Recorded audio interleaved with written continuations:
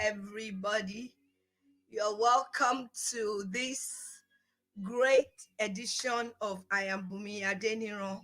Wow, today's topic is gonna be woo! It's gonna be lit. Like that's how the young people say it. I don't know. I hope I'm not saying it wrongly. It's gonna be all out there. It's a topic that we parents don't like to talk about. Even when I was a parent, I didn't really think I liked to talk about it. But don't let me be my judge. Let my two guest family, let them be my judge.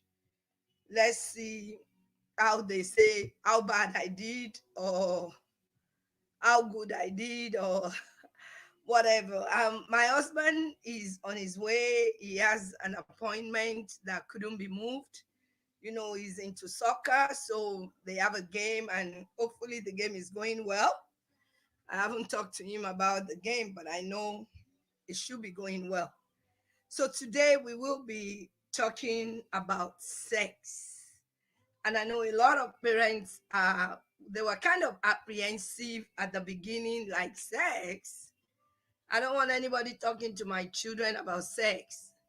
But trust me, we are not teaching your children how to have sex. That's not the purpose. Because actually I didn't teach mine. So I don't think I can teach other people's children how to have sex. We're only going to talk about when to start talking about sex, how to start talking about sex, some myth that is around, especially African culture, when it comes to discussing sex.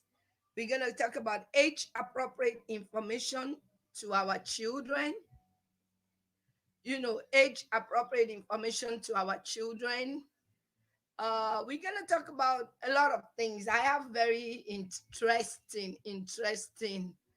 um, interesting family. I have the family of the Oyitsos, and then I have the family of the Adenirons. So we'll see. We'll see. So on behalf of I am Bumi Adeniran, welcome to the Adenirons 2.0. It's nice to have you on the program. Victoria, I can count on you, my sweet girl, that if I need you to be on the program, you are always willing with ideas and all of that. Thank you so much, sweetheart. I love you. Uh, and next to your husband, Mr. Adeniro, welcome on board. I hope we have an interesting program today. I don't know, there's something wrong with the camera of the Oyitos, so let's hope they are fixing it. But I'm going to turn to the table to the Adeniro 2.0. Let's see what's going on. Welcome on board. The Oyitos, are you back? Yes. Okay, thank you very much for joining us. I had talked about you before you joined to say thank you to you, thank you to your husband whenever he gets there for being a host guest on this program. Thanks, because I can count on you guys to disseminate what is in my heart to the younger generation. I want to put a disclaimer that this is not 100% complete book about teaching your children about sex. No matter what we tell you here is what have been tested and worked, but each family has different dynamics. So you need to evaluate your family dynamics. Like if you're a single mother, your approach might be different. If you're a single father, your approach might be different because you don't have all eyes watching for you like both parents are. So no matter what it is, develop your own dynamics that works for your children. The most important thing is that you're teaching your children what they should know so that YouTube, FaceTime, Snapchat, Instagram, all of the above don't help you teach them. By the time those ones teaches them, it's probably too late. So that is that is the point. So I'll let you say a few words, the Adeniro 2.0. Go ahead. Hi everyone. Thanks for having us, Mom. Hello.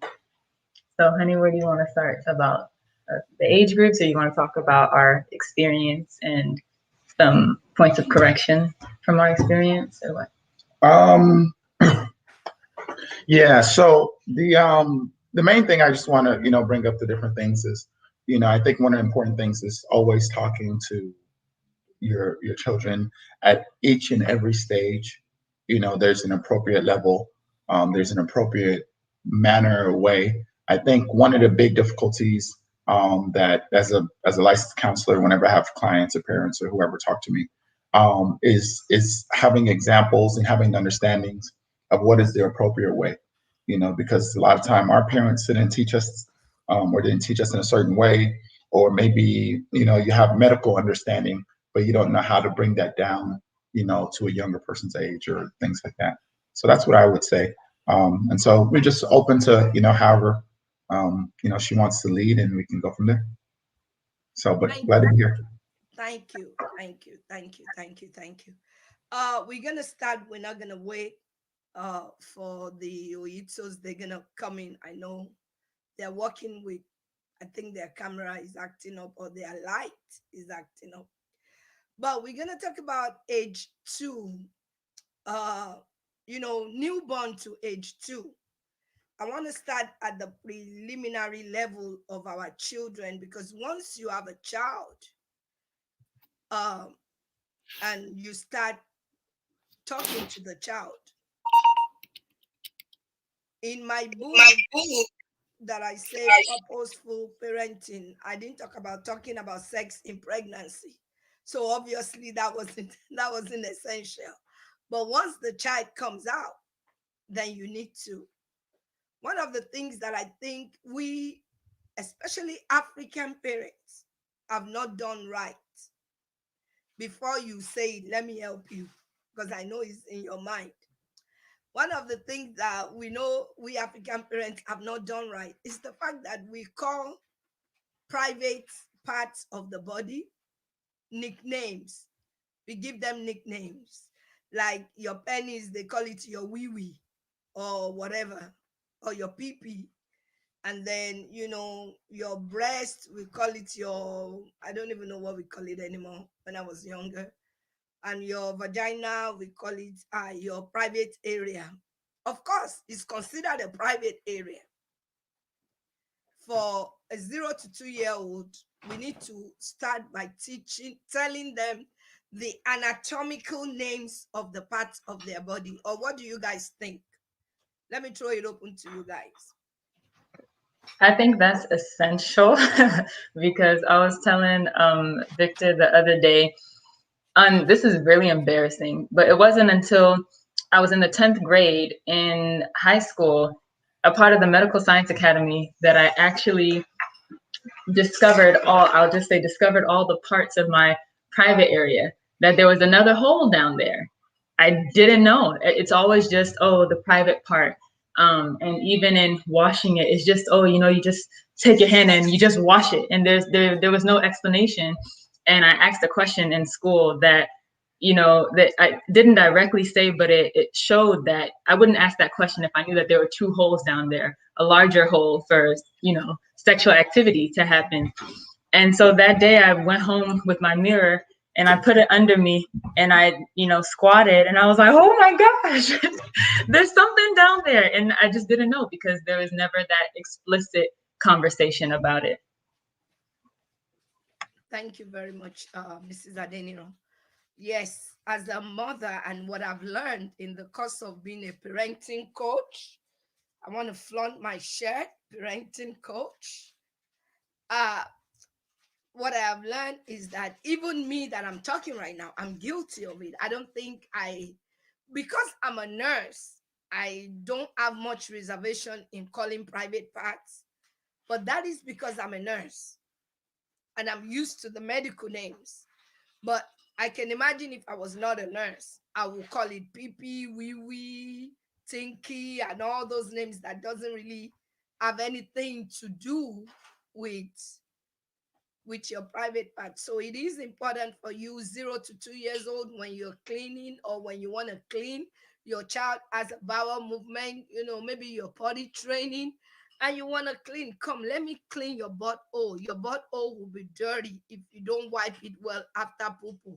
What about after pee? You want to tell your 2 year old, I know it's very, very, it's not what we are used to in our culture, but unfortunately, we found ourselves living in another culture and we migrated here. I don't think they forced us to come here. We migrated here, but we expect our children to be exceptional. We expect them to be all above, but we are not teaching them what they're going to be exposed to with. And it's better to teach at home than for an outsider to help you teach because the pedophile will teach your child better than you do. A rapist will teach your child better than you do because they really want your child to know what they want your child to know. So when you are white, when they finish peeing and you say, okay, you put your pennies back into your into your pull-ups and you wash your hands. It is called pennies, and that's the science name. So I think that is very important from age 0 to 2. Call it what they need to be. Another point, go ahead, Mr. Victor. Yeah, I think another thing also is, explaining to them, some of the differences, like, okay, maybe you have to wipe in a certain direction, maybe you have to do certain things that are going to help, if you build those traditions at a young age, for example, for women to avoid UTIs, to avoid all these different things, there are different maneuvers. And if they start knowing it from 2 and 4, you don't have the adolescent who's going through puberty and is learning this and also having to deal, unfortunately, with a UTI or, HPV or any of these other things. Thank you very much, sir. That's a very good point. As a girl, you want to teach your children how to wipe from front to back. That is essential for girls. And a boy can wipe from back to front. There is no hole where the feces is gonna go. And you need to be able to differentiate for them that there's another hole, like Victoria said earlier. There are two holes there. You pull somewhere, and the VJ for women, for girls, you can even start by saying when you become a grown up, you do something called menstruation, and that's where it flows from. You don't have to go graphic about it. That's where a man, they don't need that at 0 to 2. But as you get older, once you're gonna start becoming a mom, or you have all your features like your big sister or your big auntie, then that is how you shed blood every month so that you can be able to carry a baby.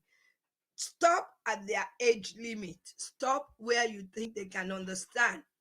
Another thing is when you are teaching your children, try to ask your children when you are after like age 2, say from 2.5 to 6, can you just ask your children what they know? And what do you know about your body parts? What do you know? What is this? What is this? I've had a situation that a girl was asking the mom, why does something dangle under daddy? And she was like 6 years old. So that means mommy has never talked about the difference between a girl and a boy.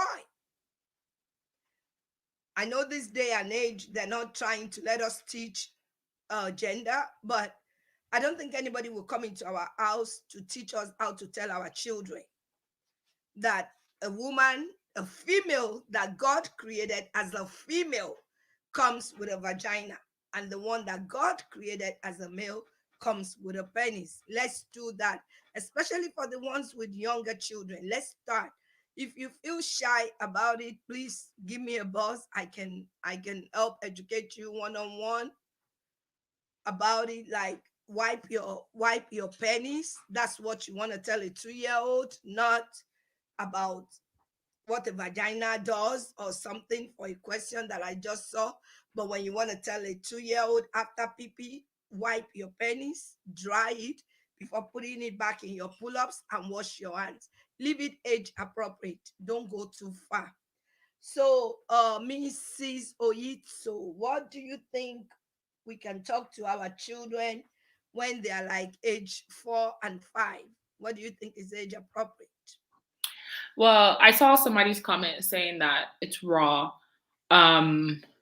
When you take your 2-year-old to the doctor, like a pediatrician or somebody, they will use those terms in front of your 2-year-old when they're speaking to you.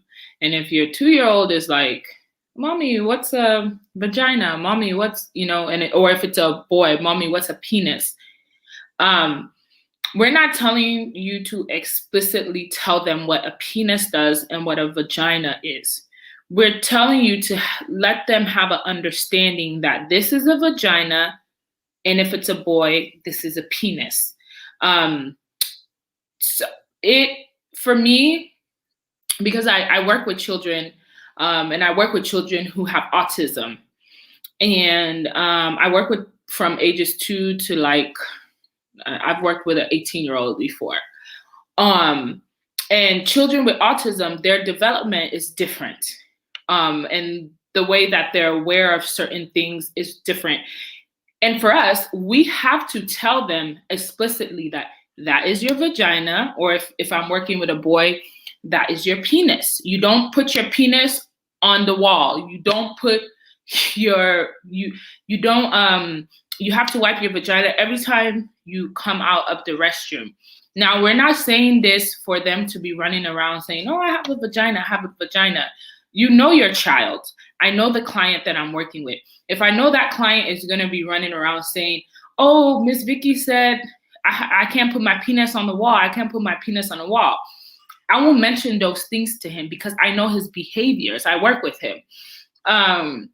But I believe that it is right for you to tell them what their body parts are.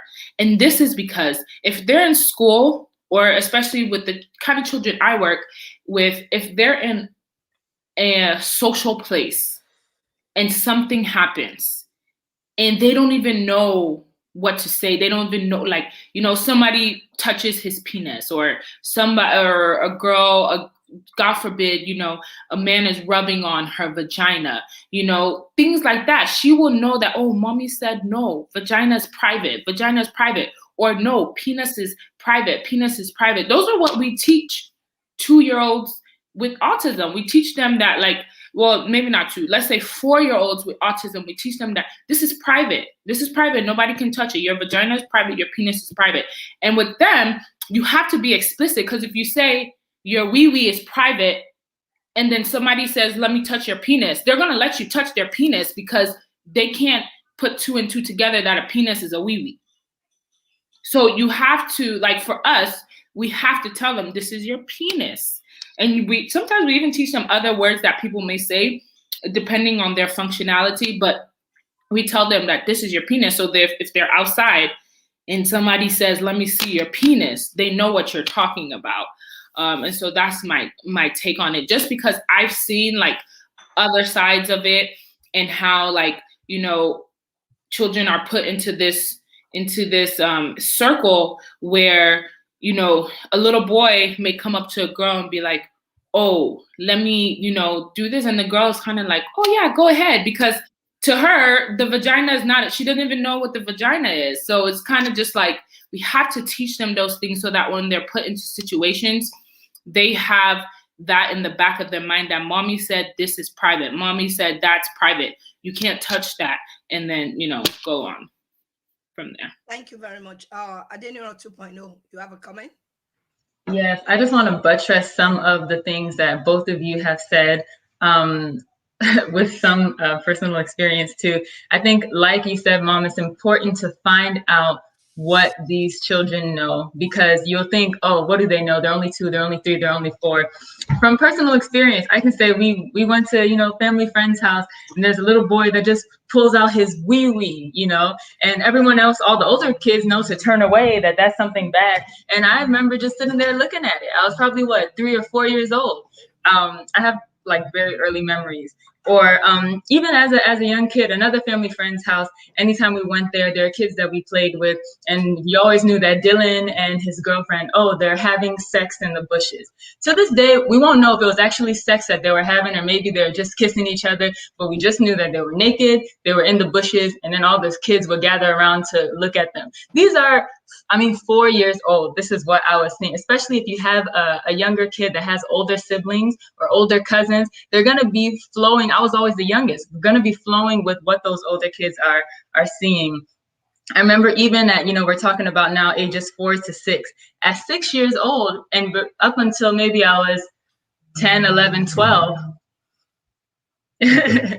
so up until maybe I was 10, 11, 12, I shouldn't say it. I think you can wait. Okay, we'll wait until we get to the 6 save that until 6-year-old. Yes, and I think it's also important, as Victoria was saying, to identify those parts and say that, these are parts that no one can touch, and also identify what, I remember you were telling me about this before, like, okay, maybe mommy will touch it while she's cleaning it, but anybody else touches it, you tell mommy. Anybody else, even if it's daddy, you come and tell mommy. Anybody else, so that they become familiar with reporting that kind of activity. They don't feel ashamed. They don't feel shy that like, oh, this happened, but I can't say it to anyone. I remember going to a doctor one time, and I guess the doctor was, I don't know, checking my temperature or something, but I know she put her hand kind of in my pants. And I just felt weird about that because I didn't know, is this a private part? I thought no one's supposed to touch it. I didn't recognize, okay, this is a doctor. There's something that they're, and my parents were there in the room too. So just making those things, clearing the confusion, identifying the parts. No one can touch it. Okay, mommy may touch it if she's cleaning it. Okay, we're in the room. Maybe the doctor has to check something, but just identifying all those things to clear any kind of confusion or shame that the child may have. And I think another thing as a counselor, what we've noticed or what we see is there's something called grooming. And the idea of grooming is that you're preparing someone. It's similar to when people say, oh, the CEO of the company is grooming so-and-so to be the next CEO. This pastor is grooming so-and-so. The dad is grooming the son, or the dad is grooming the daughter, to take over the company. Well, also in counseling and psychology world, grooming is what someone in a position of power, an elder person, does to get another person to be a certain way. And so part of grooming in what, pedophiles, assailants, rapists, abusers, part of that grooming that they do is telling a story. Being able to tell the child that, oh, no, this is a game. This is how you play this game. In this game, in this secret game, I get to touch you anywhere, and then you get to touch me anywhere. But it's a secret, in this secret game, whenever you see me, you give me a hug. But you have to make sure when you give me a hug, you put your head right here, right on my lap, okay? Put your head right there, or whatever else, which understandably, if it's an adult and a child, that the head is on the lap, it's going to be near the adult's penis or near the private areas. So, these are all things that they use to groom. So if you are not telling your child the story, if your child doesn't have a story, they're going to accept the other person's story. But when you have a story and you realize this story doesn't line up with the story my parents told me, the story my parents told me is that people don't get to touch me here, no matter if it's a game, no matter this, no matter that. And if they've been used to that, and you could even say, oh, what she mentioned, so-and-so changed my diaper, or dad, single parents. This is big, single parents of male or single parents of children of the opposite gender. Like, you need to know. A lot of times single parents may choose to say, okay, well, I'm going to let my child go into that restroom by themselves, because maybe it's a male and I'm a female, or it's a female and I'm a male, and, I don't want to bother the parents. That's the reason why they have family restrooms. Family restrooms are being used to promote different things, but really it's because you need to have, or one of the main reasons is you want to have a way to help your children, because if you send your daughter into that restroom, your son to that restroom, don't believe because it's only people of the same gender that they'll be safe. Mm-hmm. You want to make sure that they have a story, so that if that person comes out and says, oh, mommy, when I was in there, the man tried to touch me. It's better that your child runs out with their pants down, mm-hmm. telling you someone tried to touch them, rather than them telling you later on after you've left the situation, oh, this person did that. And then now you're upset, you're worried, you take it out on them. So tell your children the truth, tell them your story, the story you want, the same way, Christians tell them, oh, Christianity, we tell them all these different things, so that when someone brings something different, they recognize, hey, wait, that's different. The same thing. Start telling them at a young age. Thank you very much. I'm going to say one more thing about that age 2 to 5. This is the age that uncles come and visit, aunties come and visit.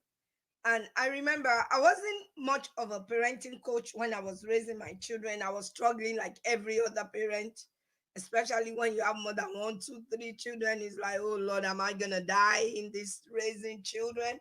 And then maybe you just have one that makes trouble across the board, and you have one that does crazy things, or but one thing I made sure is that nobody can carry my daughter on their lap. That is one thing I made sure.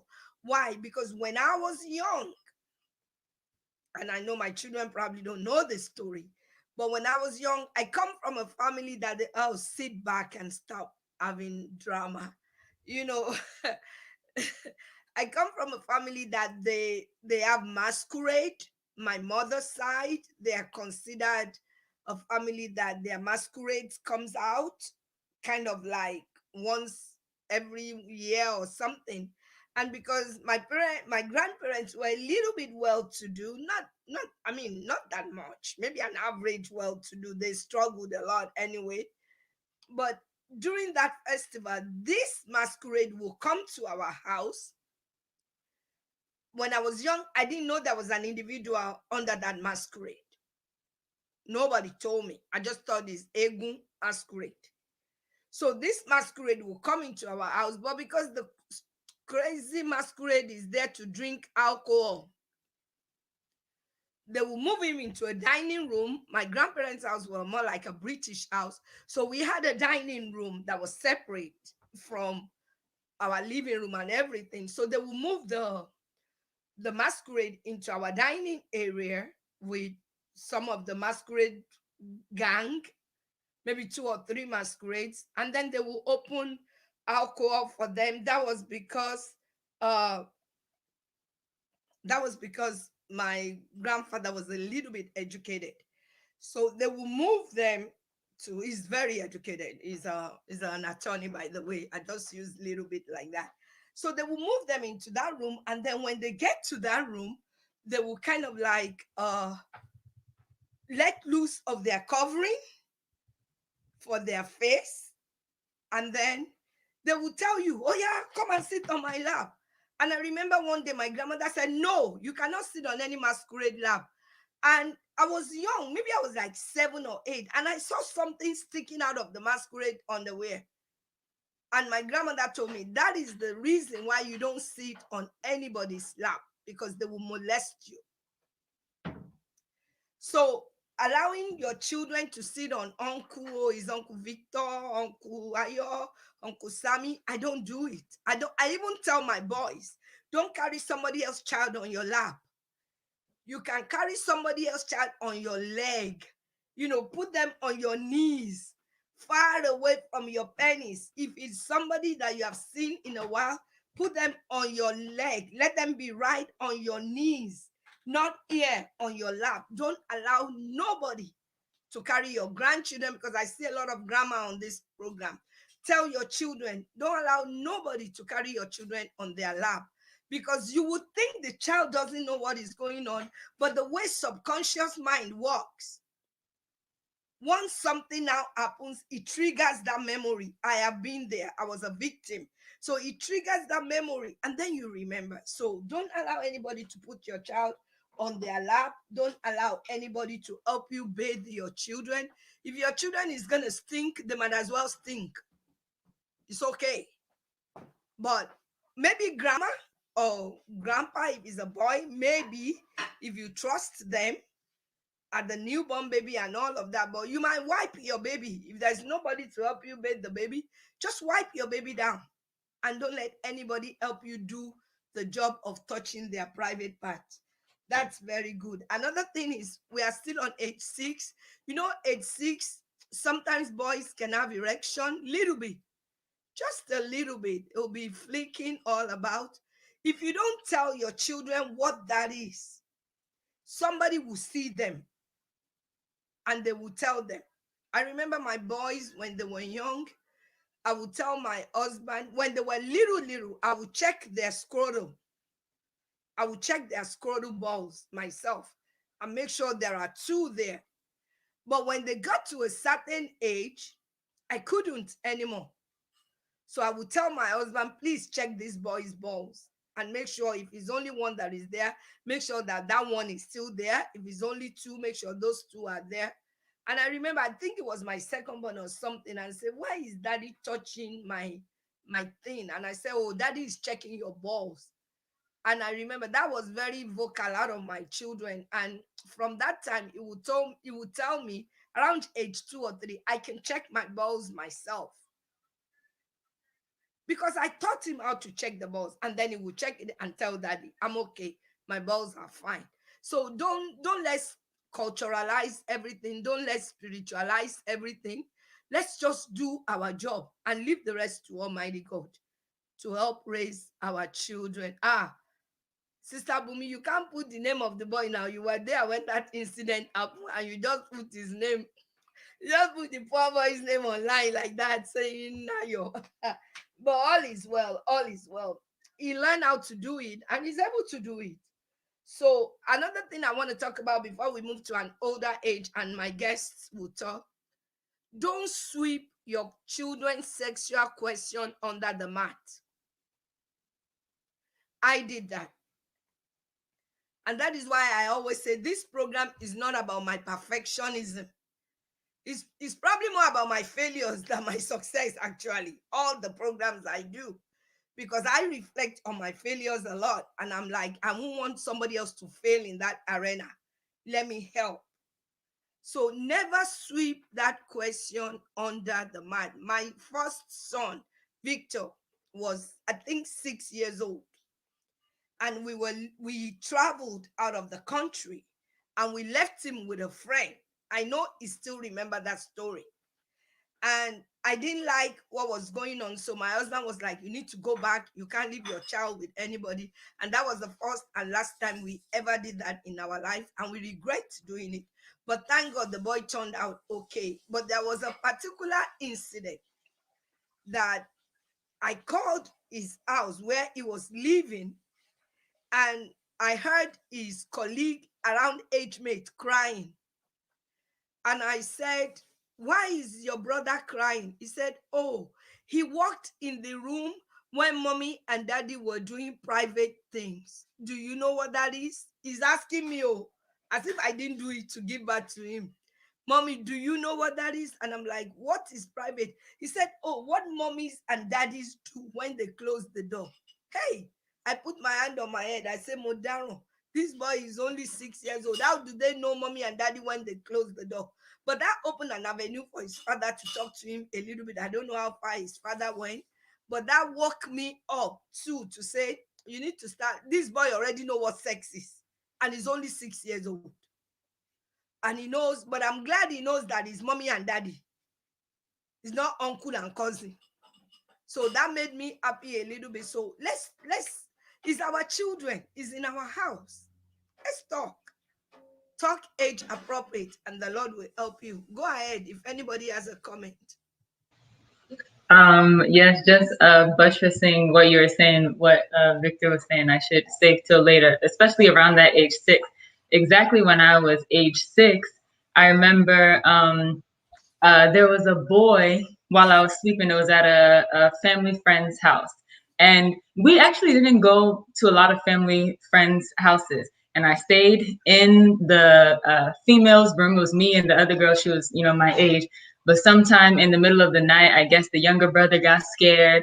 And, that's how he does when he's scared. He'll come to her room because, the monsters or whatever. But I just remember that at some point in the middle of the night, somebody climbed on top of me, wasn't kissing me, was biting my bottom lip. Maybe that's what he thought kissing was. He was biting my bottom lip, and I didn't know what was going on. That's how I thought I had sex, and I lost my virginity. And so I sincerely, with clothes on under the sheets. I sincerely thought, up until maybe 10 years old, I sincerely thought. 10th grade? No. I sincerely thought, oh, I had sex. And some of my closest friends, when you tell each other your secrets and you pinky promise, I would tell them that, yes, this is what happened.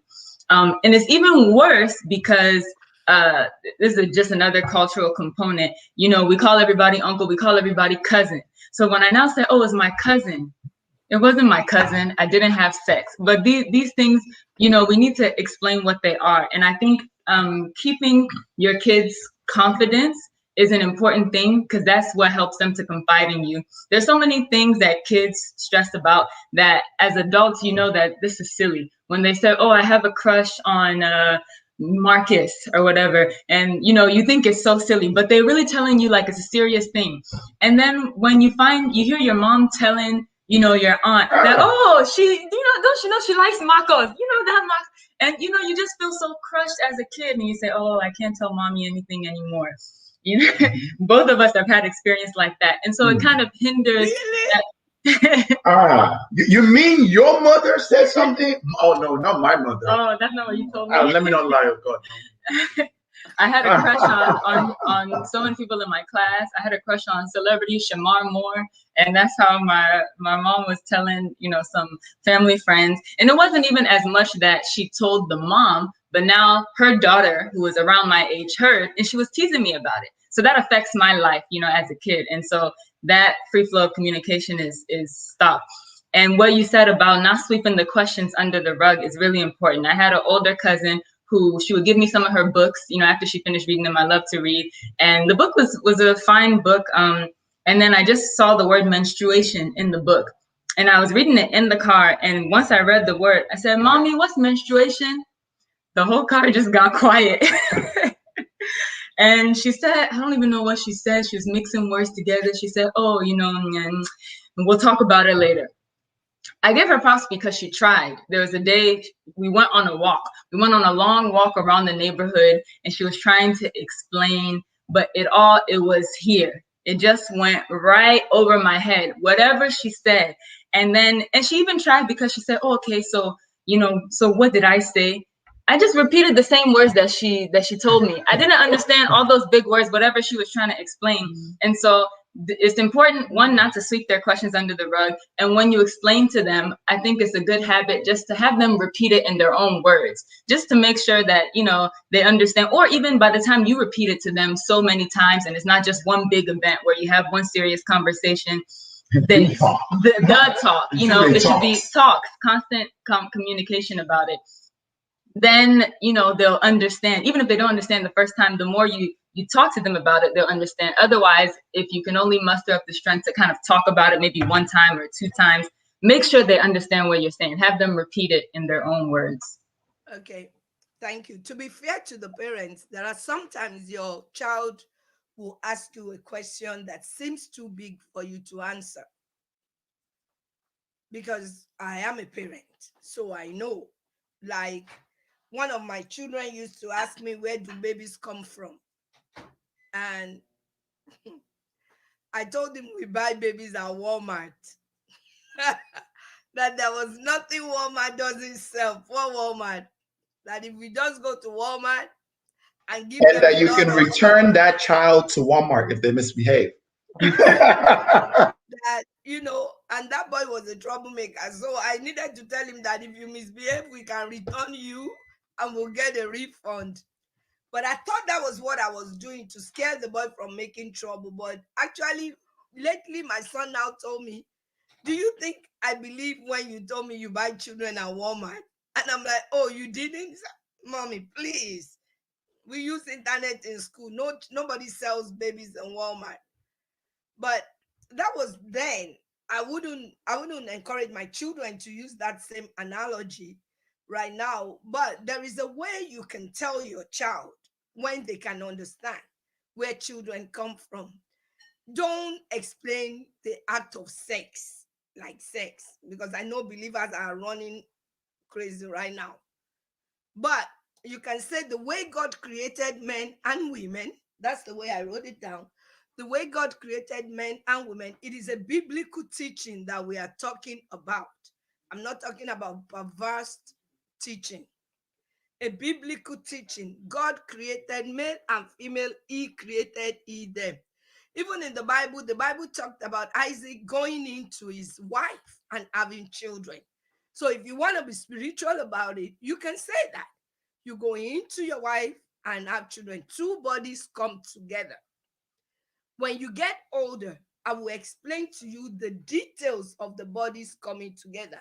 But at this stage, mommy and daddy come together and they make use of their private part behind the closed door. First, the first thing you have done is you have told your children that it is a private event. It is not a social media event to have sex. Second, you have told your children that you have to be mommy and daddy, be married to do it. See, we don't know we are teaching them that, but you have to tell them. Like my son told me at age 6, do I know what mommy and daddy do behind closed door? I'm glad he knows it's mommy and daddies that do it. So you have taught your children what mommies and daddies have to do behind closed doors. And you have to be married. And it is a private event. You have established those 3 things. And as your child grows up, don't worry. They will come back with that question. If they're like my children, they will come back. And then you will say, okay, now that you are 10 or 11, they have what we call sex. Mommy and daddy exchange their body feelings and you get pregnant.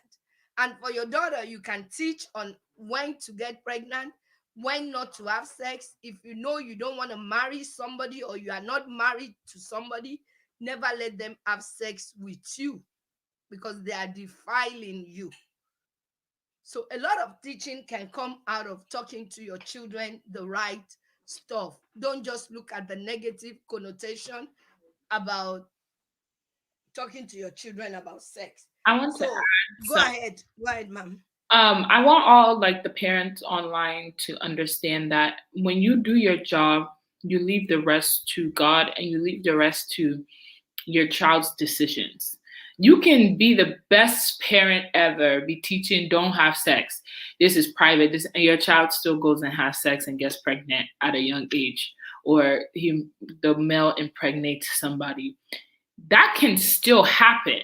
So I want parents to understand that once you do your job, at least you have the comfort of I'm doing my job, and then you have the faith that God will keep these children from not doing what they're not supposed to do. But I want parents to understand that there's no such thing as perfect parenting. You can be there's no perfect parents. Every parent makes mistakes, yes. And I see in my generation now, like on social media, a lot of these early moms, they talk about how, they feel like they're terrible parents.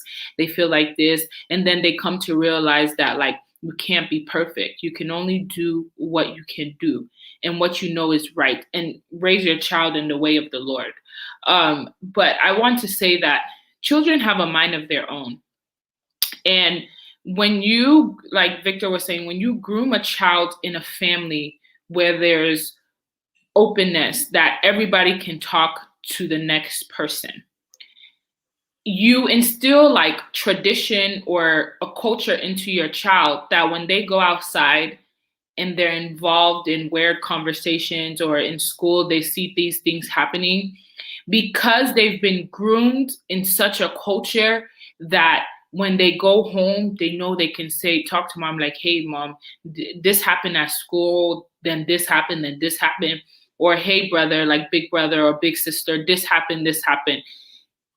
Then you feel more relaxed knowing that regardless of what happens, my child is going to come to me. Even if my child doesn't come to me, they're going to go to their older brother. And I know that older brother or sister will come and talk to me. So I know what's going on. But understand that if you don't have that family dynamics, no matter you just, don't have sex.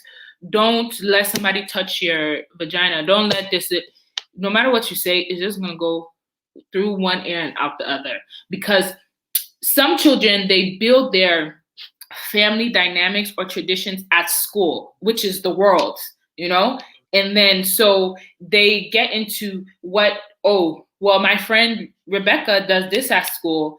My mom has never talked to me about that, so I'm just gonna do it.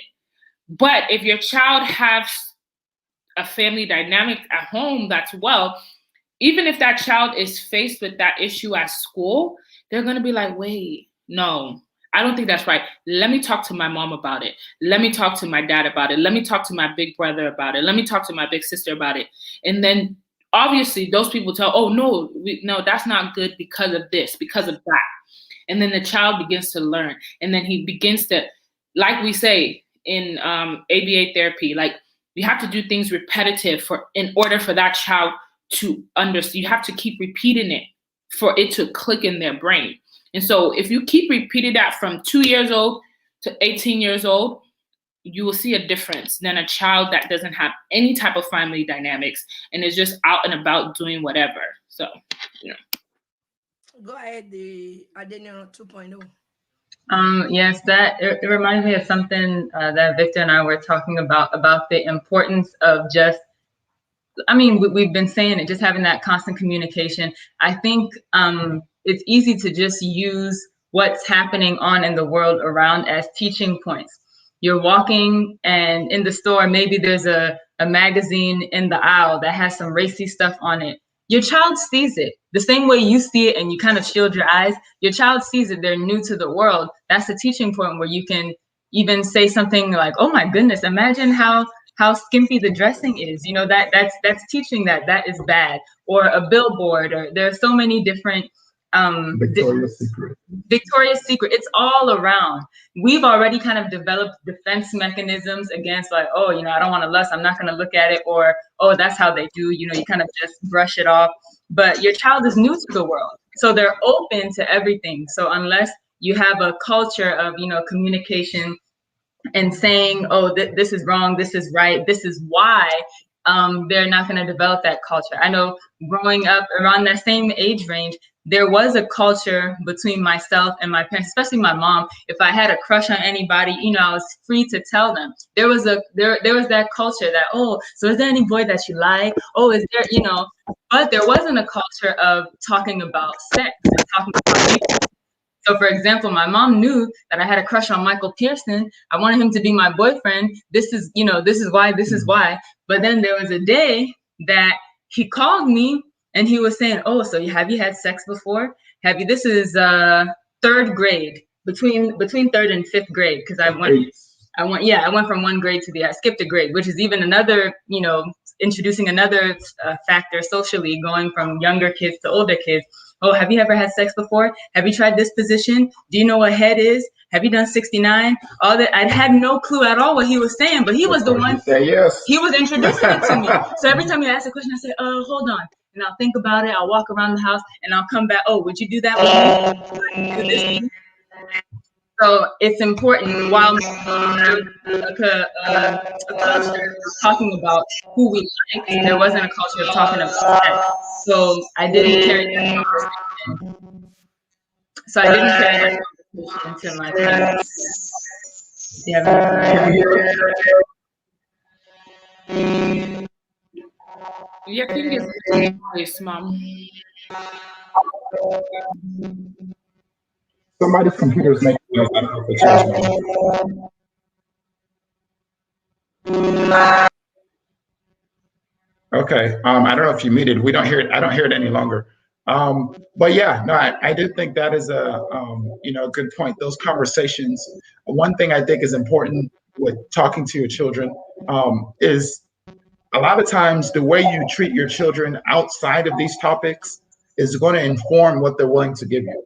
When they tell you something that you don't like about the house being dirty or the kitchen or whatever else, and you jump on them and you're like, well, don't worry though, please tell me about sex. I want you to be open to me. You can tell me anything. The same child that has reason is going to say, wait, but when I told you that, you know, I was jumping on your bed, it was the end of the world. No, you know, that's a whole nother thing. So just keep those things in mind, you know, but nobody's perfect. Mom, your mic is making noise. We're not hearing you.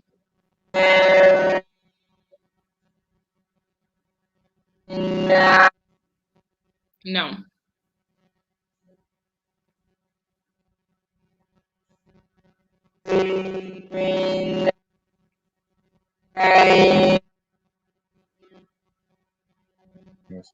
Well, the sound is still there. I'm muting.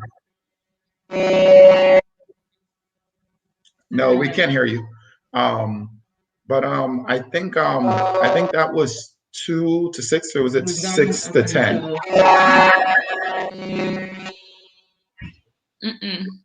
No, we can't hear you.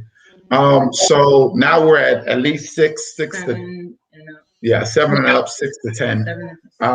So let me ask Mrs. Oyitsa, what do you think for 7 to 10? For ages 7 to 10, that's the age where you got to talk to them. You got to let them know this is that. Like, if you don't, they're going to learn it in school. I mean, I work with children. I used to be a substitute teacher in school for children in middle school. The things they say in school, like, your children are going to learn it. So you might as well teach them the way you want them to learn it before they hear it at school and they hear it the wrong way. When I was in 6th, 7th, 8th grade, I believe my generation, like, we weren't so much into sex. It was more like, oh, did you kiss this boy? Did you kiss that boy? I don't remember the first time I heard about sex. But then also for me, I was a very quiet child. Like, I didn't really have that many friends in school. So I guess, like, that played a factor. But I would say now, after working with children and being in school, being a substitute teacher when I was in college and stuff, the things they talk about in school, like, you will be so amazed, like, so amazed about what these children are doing from 7 to 10, 12 years old. And I'm just like, really? But I believe when your child is 7, 8, that is when you should begin, because I believe that's when you enter middle school, right? When do you enter middle school? 10? 11. You enter middle school in 11. Yeah, so I believe 5th grade and on, you need to be talking to your children about sex and about what each body part is and things like that. There's 5th graders that have been pregnant. Like, that's been shown, like, 5th grader. I was working in Texas children, and a girl came in. She had her child. She got pregnant when she was 10, and she had her child when she was 11. And she was raped by an uncle in the house. But she told the doctor that was not her first time having sex. So she already knew what having sex was before the uncle even raped her. And she had a child at 11 years old. Like, it was so shocking to me, because it's like, when I was 11 years old, that was not what I was thinking about. But the girl told the doctor, I already knew about sex before my uncle raped me. So, that made it easier for me. That's what she said. It made it easier because I already knew what he was doing. Now, I'm not saying talk to your children that, hey, if you have sex, it's okay. That's not what I'm saying. I'm telling them, talk to your children and let them know what sex is. I don't think they have it in school anymore. Sex education. I think they took it out, right? They do? Okay. I think they do. I remember I had it in 4th grade. I remember in 4th grade, they took the women away. And that was like 8 or 9. That was when they talked about menstruation and everything. But of course, as soon as they came out, if all the women in the class disappeared, all the girls, believe, as soon as they walked out, we were like, yo, so what happened? Y'all just had a free day? They're like, oh, we watched a movie about what? But yeah. So, like, they already talked to them about it in school. And I know it was a big controversial thing here in Texas about taking sex education outside of school.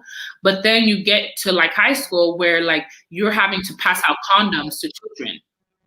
So it's kind of just like, it's better to talk to them about it at a young age and let them know that, like, hey, this is what we suggest you. This is what we say you do. As long as you're under my roof, this is what we say. And don't do it in a condescending manner. Do it in, like, an open manner that you can talk to me about these changes in your body, whatever you're feeling in your body, because at 7, 8 years old, they're going to start developing things. Their bodies are going to start changing. And so you want to talk to your son about, okay, when your penis erects, you know, this is what's happening. Like, talk to your dad about it. Or you could tell a woman, oh, once I had a friend who told me a story.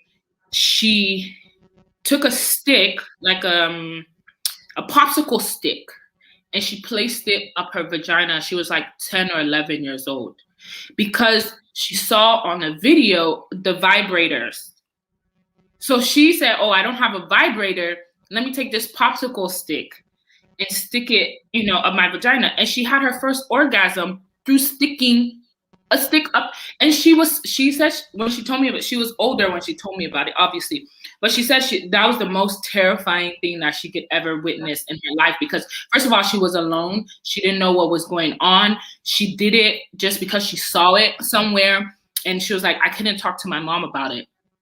And like, thankfully the girls are born again. She's a Christian, and she talks to other young girls about, like, you know, masturbation and things like that. But she had to learn the hard way. She didn't have anybody teaching her those things. She had to learn it the hard way by doing it and then regretting her doing it. So let's not let our children get to the stage where they're going to regret doing certain things just because we didn't teach them about certain things. So that's my take on it. Yeah. And I think, you know, you talked about, you know, middle school. I remember, I vividly remember first day of middle school, 6th grade. I walked in, you know, it was like, oh yeah, 6th grade is maybe like 10 or 11. Okay. I walked in, and I remember in the hallway, a pregnant girl walked by. And I was like, yo, this is levels. There are levels, like levels have just changed, you know, because I saw, I think she was in 7th grade, but it was a pregnant girl in class. And I was like, oh, this is what middle school is about. You know, so it was very real. And I mean, at that stage, if you're saying you've not had talks about sex, you've not been open.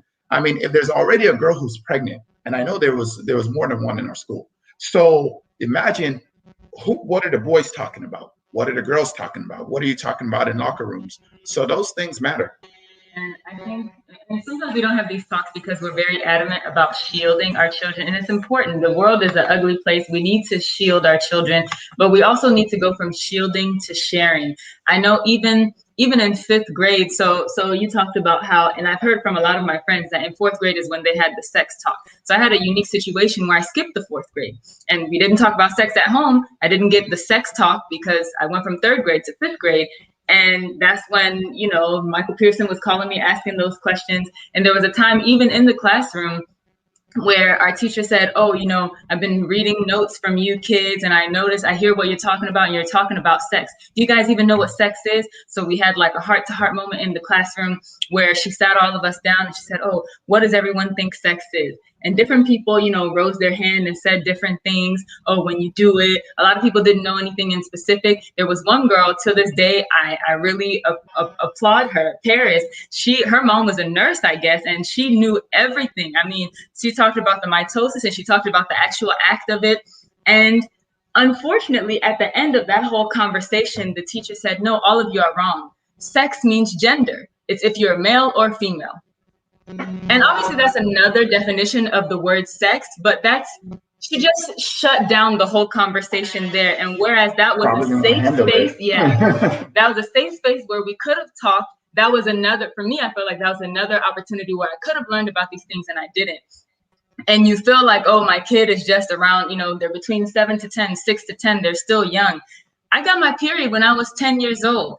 And I was scared out of my mind. I didn't know what happened to me. I actually realized that I got my period a month before I knew that I got it. We were on a family trip overseas and I had a tummy ache and it was very bad. I didn't know what was going on. It was actually cramps. And, you know, my mom and my aunt, they're, oh, sorry, her stomach hurts. But it was weird because I had tummy aches before, but it was like lower than my tummy. I didn't know what was happening.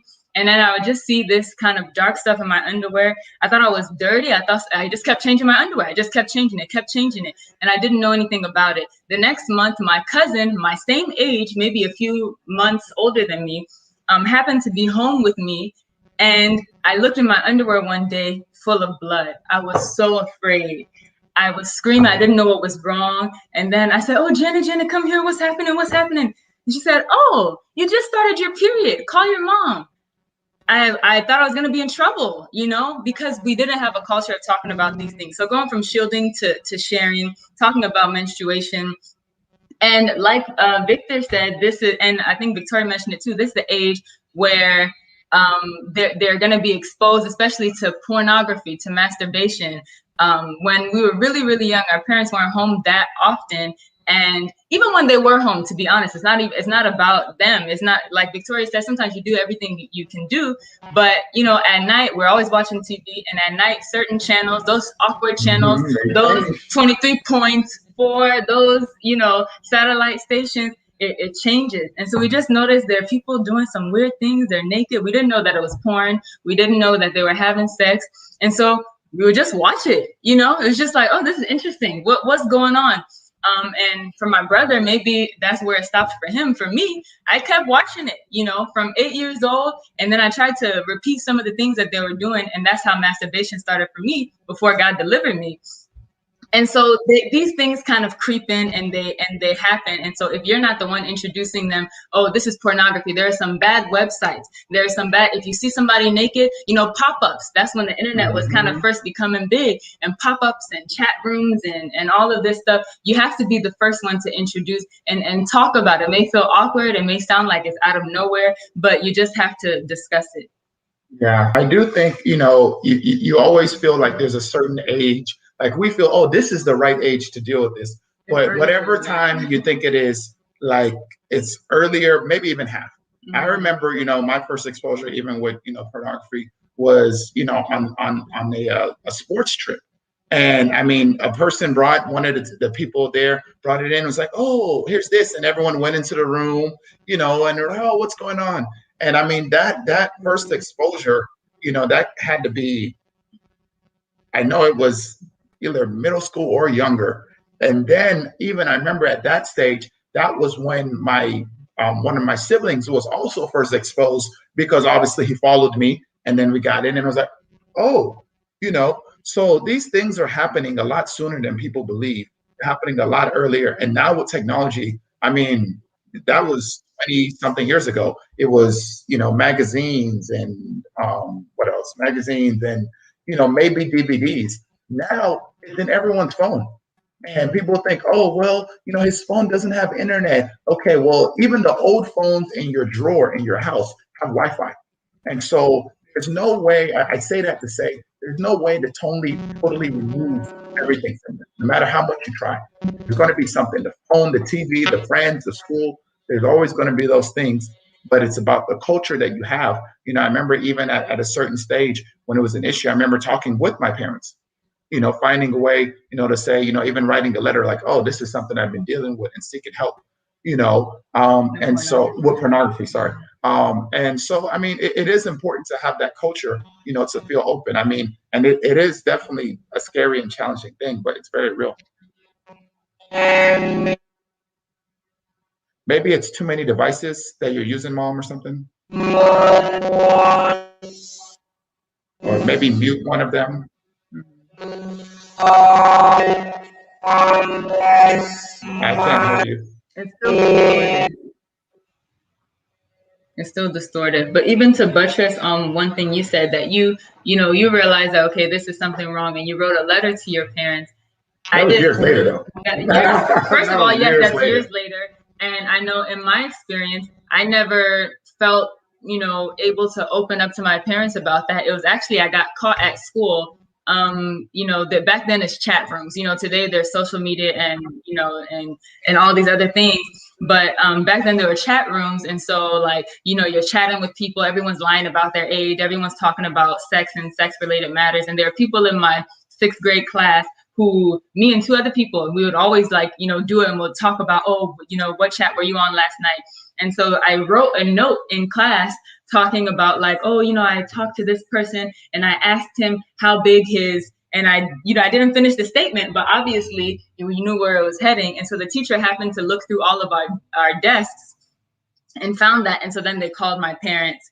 I didn't want to go home that day, you know? And so that's how it was like exposed. And honestly, after that, there still wasn't really any substantial, conversation about it or continuous. Exactly. So it's really important. And especially, and it's never too late, even if there hasn't been that kind of, now, though. well, for us, even if there hasn't been that kind of continuous communication, you can always open it up and just, try your best. Mommy, calm down. Just try your best, because if the kid feels attacked, they're not going to want to speak, So it's never too late. You can always, just throw something out there or notice something that, their friend says, and just hear what they have to say about it and go from there. Or if you're watching movies, a lot of times, if a lot of people maybe come from Christian homes or conservative homes, and you get to a movie and you see that awkward moment where, maybe there's a sex scene and everybody's all of a sudden just tenses up and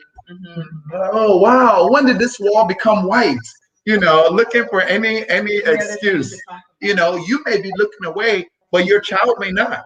Your child may not be looking away, or they fast forward. But really, it's an opportunity for you to use that to talk about it. What's going on there? What's happening in this thing? What's right about it? What's wrong about it? And have you seen something like this before? Like, where did you see it? Oh, in Big Brother so-and-so's room, he watches that every night when he tells you he's studying, whatever else, just, those sort of things. Or in Uncle's house, he watches that whenever you drop us off, or, in Auntie's house or whatever, before they play a game with me. No, we can't. No, it's still distorted. Was my mistake. Can you hear me now? Yeah. Okay, I didn't change that. I changed my microphone. Sorry. Okay, so masturbation. We had a little bit discussion about masturbation before we started, and I know we all always say that masturbation is a very bad thing, but I think Victor has a better way to explain it, that masturbation and lust is a very bad thing. But if you're looking for a child and you go for IVF, what you do is masturbation. But that is a medical, and your wife is there. So you are not lusting after an external person to do masturbation. And when you're 10 years old and you're masturbating, you are 14 years old, you are not married. So you are lusting. That is the difference. And that is why I want to come in, because my children were scolding me today that you don't say masturbation is wrong, because what if you have a son or a daughter that couldn't have a child and they have to do IVF, and you've already programmed them that masturbation is wrong? So how do they deal with it? So in the course of it, we discussed that when you masturbate when you are a teenager, then obviously you are lusting after something. That is a sin, period. But masturbation in the context of being married and trying to have a child is not a sin, because you have to stimulate, your wife has to help you to do the process of the IVF or sperm donor or whatever. But that's not the topic for today. I just wanted to throw that out there, that when we're teaching our children, we need to tell them that when you are not married and you do this, you are committing sin. And the implication of sin is spiritual problems that you are bringing on yourself. I think, did I do a good job on that, guys? Yeah, that's a good job. I wanted to also comment in that same vein. It's important to talk about masturbation, because when you're in school, when they do sex ed, they encourage it. They actually encourage it. Go home, try it. They bring a condom. They say, "Oh, here's a pickle." All this stuff. In magazines, I remember all this Cosmo Girl, Glamour, all these young girl magazines. They talk about, oh, these are what, and there's godly wisdom and worldly wisdom. Worldly wisdom is saying, oh, let these kids explore their bodies and, have these different outlets. And so then they'll be more aware and all of this stuff, that you can find out more about your body without going down that path. I think it's important to address to kids that, hey, you know, you're going through puberty, your hormones are going on, you're gonna start to have a lot of emotions that you never realized before. When you see a cute guy, your whole body is gonna react now, not just your mind and your eyes. It's important to talk about these things. I was talking to someone just the other day and saying that, like, even now that she's kind of growing up, like she's passed some years past puberty, she was saying, oh, there's a guy, you know, and I guess he's kind of good looking, but I don't really like him. And, you know, sometimes I just feel weird. And I had to explain that, like, our body will react, you know, and it's not just the feeling of like, oh, you see somebody that's attractive. It's what you do with it, where you make sure that it doesn't progress to lust. But we have to explain. We don't really do that job of explaining that, like, you're going to start to have emotion. Get ready, get prepared. And how a child can, like, get to know their different body parts and get to know that, oh, this is what's happening in their body without having to touch and feel all over themselves. They should know what body parts they have. You can have a mirror, you can go down there, you can look. You know, if you don't trust your child, if you as a mother want to be there with your daughter or whatever, you know, you can be there and kind of explain, this is that is the other. But they can kind of see, okay, so this is what's down there. Oh, okay, so this is what's going on. You can look at a scientific diagram, you know, like, these are ways to discover and find out more without going into masturbation. And you really have to be the first person to describe that, because school will definitely say, hey, this is normal. They encourage you to do it. In one of the sex education classes, I think it was part of, like, our homework, not like mandatory, like, oh, you come back and you must do it. But yeah, it's like an assignment that's given, and it's just normal. So that's something to really tackle. Thank you very much. Thank you very much on that one, on pornography. What On was saying? His face was doing somehow. my When husband, I was talking, he was, yeah. you know, my husband is a shy person. Actually, I'm very surprised that a big guy like this is always shy, but a It's not, small girl like me is not shy. it's not about shy or not. What they are talking about is something that the education in America or in the civilized world teach them. Back my growing up, there's nothing like that. Number one, there's no internet. Number two, there's no TV until 4 o'clock. And the only thing they show on the TV is cowboys and other movies. But see, coming to this advanced world and getting here and see this generation is totally different to when we are growing up. So all this theory and yours talking about is, I mean, I was surprised that they teach all that in school. I didn't go to elementary school or middle school in America. So hearing this is something that at my age and people at my age or younger a little bit would not go through that from Africa. So it's until you come to this advanced world, America, UK, then you start knowing about all this. And which is very true that you have to hear and you find yourself here, you have to educate your children. And definitely your children that you're going to educate is when they know about it in school is bad. But again, to the parents that just find themselves in abroad, America, that don't even know about it, they have to be educated too. So because when my middle school boy or girl come on and start experiment something that I don't know about, I'm illiterate to it, so I don't know. So until I had to know and be able to, tell them the right thing or get them to the part where they have to know. So it's something surprise to me when I hear about all this, because I never go through it. I don't know about it. So that's why my face is surprising that His face is changing. what you're talking about, because I don't know. Well, that's why I Am Bumi Adeniro is a good program. We discuss things that people don't know, or things that don't cross people's mind, especially people that migrated. I migrated here. Although I've been here 30-something years and I raised all my children here, it gave me a leverage on knowing what happens in school. But you know, maybe my cousin that just migrated here, just got married, is gonna start having children, came from Ghana or Kenya. They don't know.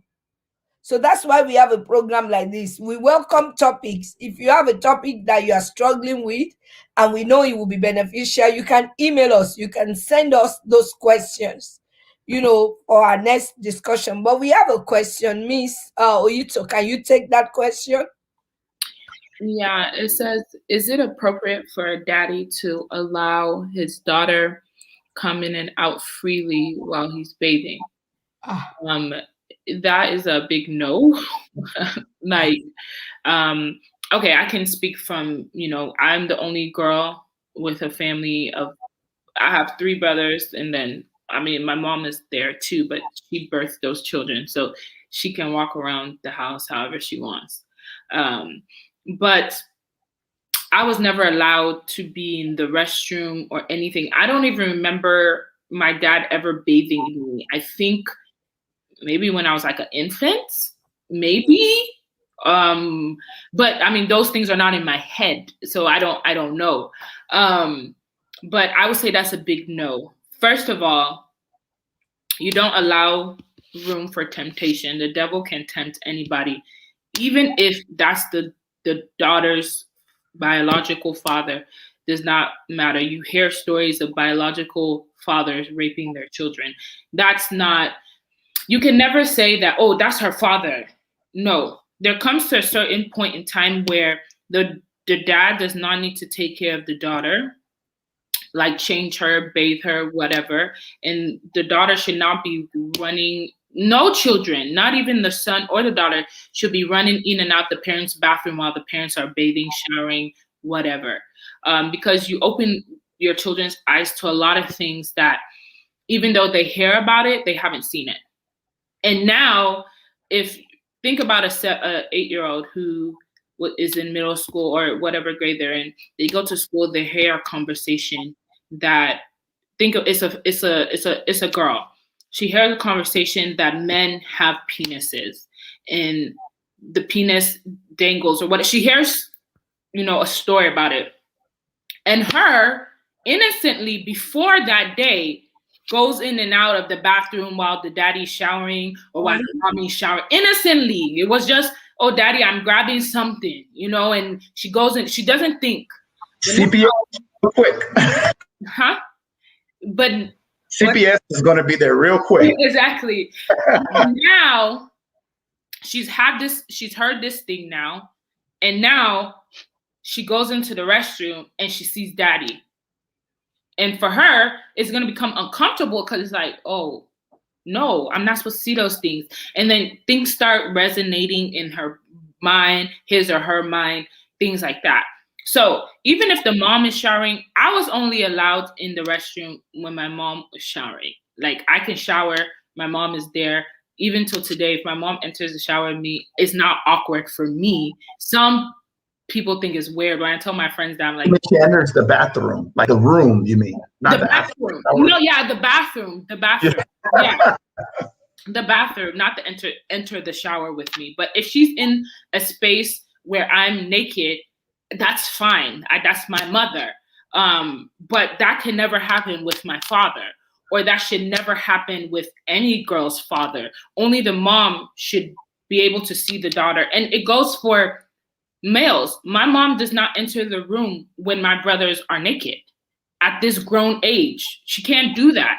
My father can enter, but my mother can't. So you have to start teaching your children those boundaries.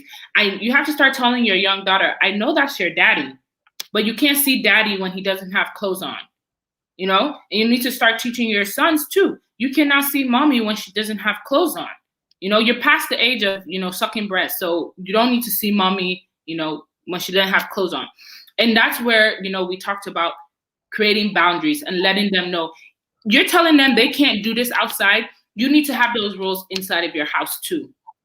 Nobody can touch you there. Nobody can touch you there. Mommy is the only person that if you need help with wiping as a girl, mommy is the only person that can come and help you wipe. Brother can't help you wipe. Daddy can't help you wipe. Only mommy. And you have to keep those rules in the house so that when she goes outside, she's also abiding by those rules as well. Because a man can come and say, oh, I can help you, and it's just like, no, he can't. You can't touch me. So that's my take on that. And sorry for my husband's absent. He's on a call with work, so things like that. Okay. Well, do you want to comment on that? Because mine is a little bit, it's going back to the Sure. internet. Yeah, I think that's very true about the being age appropriate and having that understanding. I think there's definitely no reason for your daughter to see their father like that. And I think you can even argue for your son, but definitely not someone of the opposite gender. I think for sure. And I think it's important that one thing I want to bring up that we have to also be fair with is with single parents. There are single parents, and one of the dynamics or the characteristics of having single parents is that you may have children of the opposite sex and opposite gender, and you have to be able to create a healthy situation for them. The fact that you're a single parent, like, you still want your children to be healthy. Every parent wants their child to be healthy. So I think it's important that you're learning how to educate your children. If you spend the extra time as a 2-year-old with a 2-year-old and with a 3-year-old, teaching them how to take care of themselves, how to wipe, what things are important, then there's less of a need for you to be doing that when they're at a more developed stage. You don't need to be telling your 9 and your 10-year-old about this and that. And you use other resources too. Use other resources, whether it's textbooks, whether it's other family members, and not in a physical hands-on experience, but in a situation where, okay, as a single father, you may not be able to tell your daughter, about menstruation or about cramps or about this. Okay, well, she can make a phone call, and in that phone call with a trusted person, they can say that thing, but they can also say that in your presence, or you in the next room, not a situation where you're like, oh, go spend the weekend with your auntie, and let her teach you. It's a situation where you're still nearby because you want to protect your children, even from people of the same sex, but also there's a formal way for you to get that information. And that can help you as a single parent, to do that. And if you're helping them at a younger age, when they're quote unquote more innocent and they have these techniques, it's going to help them when they're a teenager, as opposed to you now being in a situation where you have a teenage daughter, and how do you tell her? How do you help her? When you're her father, but you also want to have boundaries as a single parent. Mm-hmm. Going along with using different resources, I remember shortly after I first began my period, age 10, my mom, I think she either traveled briefly or she was just like working a lot on something, but my dad's older sister was around, Mommy Bada. So they talked to her. And so she, sat me down and said, oh, okay, now, granted, at that time, there was a language barrier. So it was a very difficult and awkward conversation. But, one thing I knew that she repeated at least 5 times was, don't let any man sex you. And so whatever that meant, they tried. I really applaud them because they tried. So that using those resources. And another way to protect our children, going back to, because this is an age of technology where there's a lot of internet, there's a lot of pornography everywhere. I mean, magazines, not like, oh, the ones behind the glass shield that they need the key to open, just right there. It's everywhere. When a kid knows that, oh, this is bad, they know they don't touch it. The same way the stove is hot, oh, they know they don't touch it. So another way to protect your children is to have, they don't have any computer in their room, or any, if they're using a device, that's a whole other, conversation about regulating device usage for kids, but not in their room where it's private. I remember there was a day at church, the pastor recommended that, oh, any computer that you have, don't let the child have a computer in their room, let it be in the hallway or an open area where you can easily walk by and see whatever the child is looking at. And I knew, and within me, when I heard that, because I was sitting next to my parents in that service, I was very upset. And it was because at that time, at the young age, I knew the types of things I was looking at online. I knew that I was looking at some naked people and, all those things. But those are ways, because the truth is, teenagers and young kids, you teach them all these things and you tell them to equip them. The truth is, they're young. Teenagers are very belligerent and wild and stubborn, and they may not listen to you, but you've done your part and you've instilled that to them. When they come to their senses, they'll remember what mom said, what dad said, what aunt said, what grandma said, and they'll come back to that. So, you teach them about different ways to learn about their body without having to go through, masturbation or no hands-on teaching. You teach them about that. But honestly, don't be surprised if you walk in on your kid masturbating, you overhear it, and you tell them, hey, you shouldn't do this. This is the way you should go about this. But you as a parent, you as a guardian, keep that in mind that these are kids, and some kids, they won't listen. They're not gonna, learn it. But you just have to instill those things in them. And I think it's also a part of development. A lot of these things are developing. People are going through it. People are learning. And I think it's important that you don't respond with harshness. As easy as it is to say, because the response you give dictates the future. Cause and effect. And so those things really matter when you're being open about it. You're telling them, speaking to them, creating that conversation. But also, I think it's important that one thing we haven't brought up is not over spiritualizing things. Like as Africans, we are notorious for spiritualization.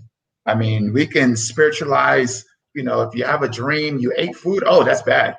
Oh, they didn't feed you, you were hungry, oh, that's bad. It's like, wait, so, it's important that you balance. Even if you believe there's a spiritual belief behind something, that's okay. The child doesn't have that same level of belief or understanding, whatever you want to call it. So and even if you have that belief, we're not going to argue whether or not the belief is right or wrong, but that doesn't excuse you from having to have this conversation.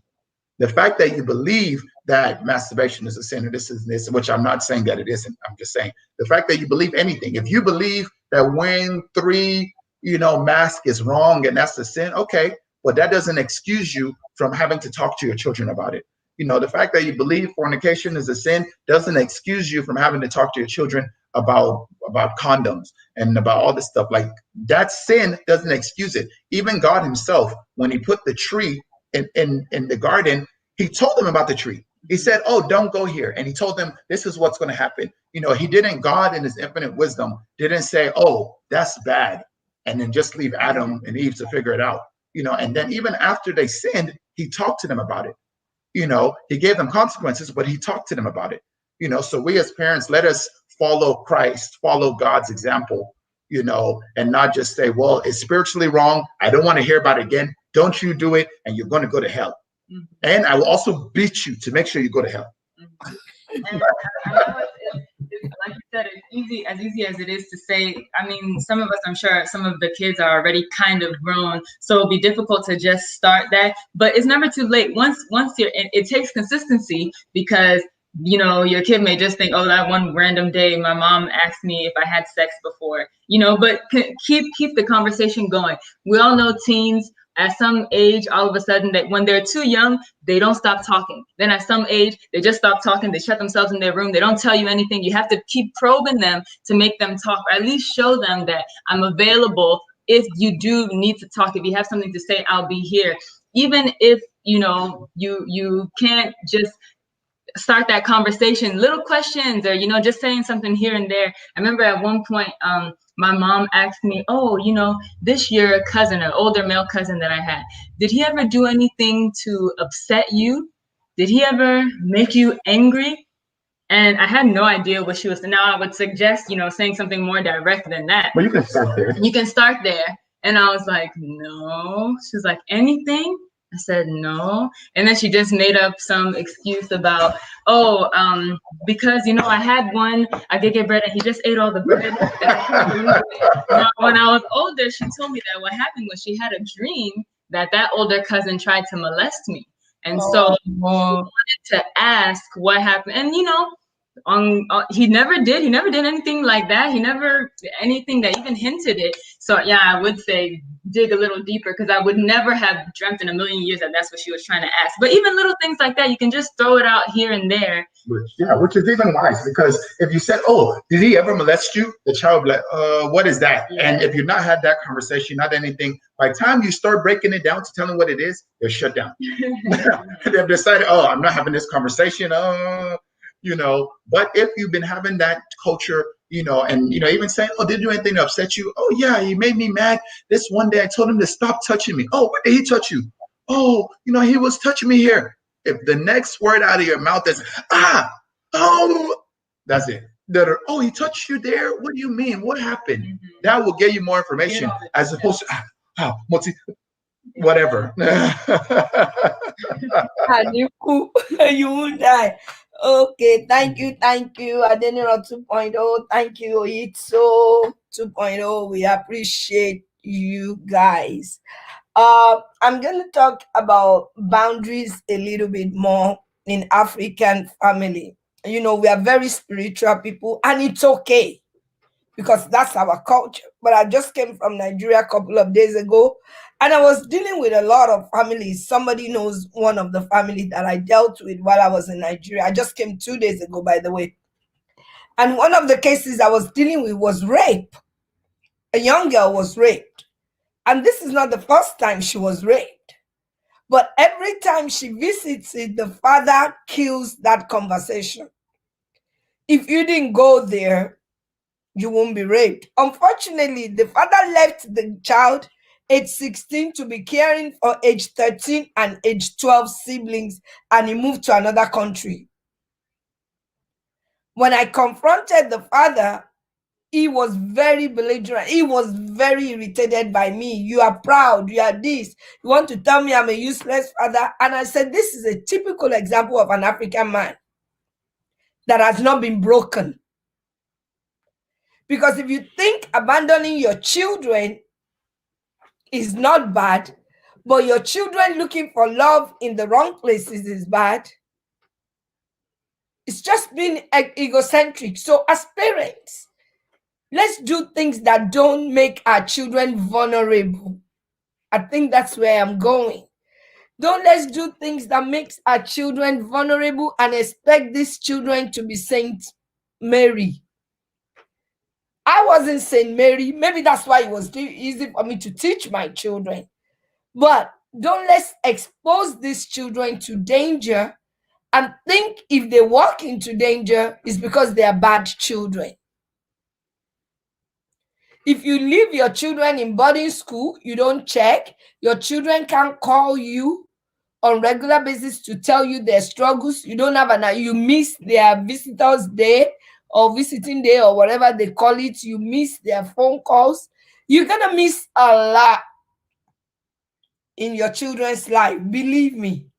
My son's wife is there. There is nothing on earth this girl is not allowed to tell me. Actually, this young lady knows my life history probably more than my own biological children, because I took time to explain my failures to her. I took time to explain my success to her, and she was very happy for me to tell her.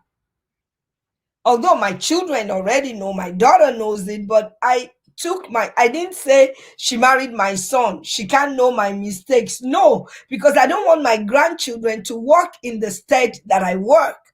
So I was already preparing her that when your children start rolling in this and this and this, don't let's leave our children exposed. Don't let anybody lap your child. Don't let anybody teach your child what sex is all about. Don't let anybody teach your child how they need to do some things concerning sex. And if you know your daughter or your son is sexually active, I know I'm going to get a lot of hate comment on this, but that is okay. I'm a social influencer.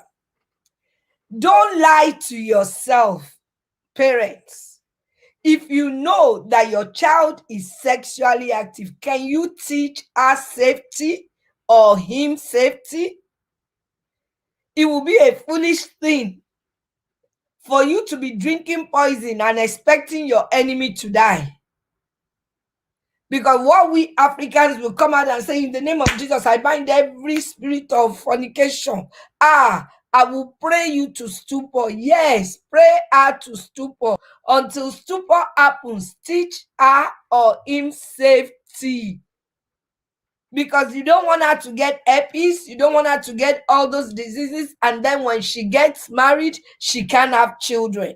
And then when you're teaching the safety, make sure they understand that I'm teaching you safety because I don't want you to get STDs. I don't want you to get pregnant.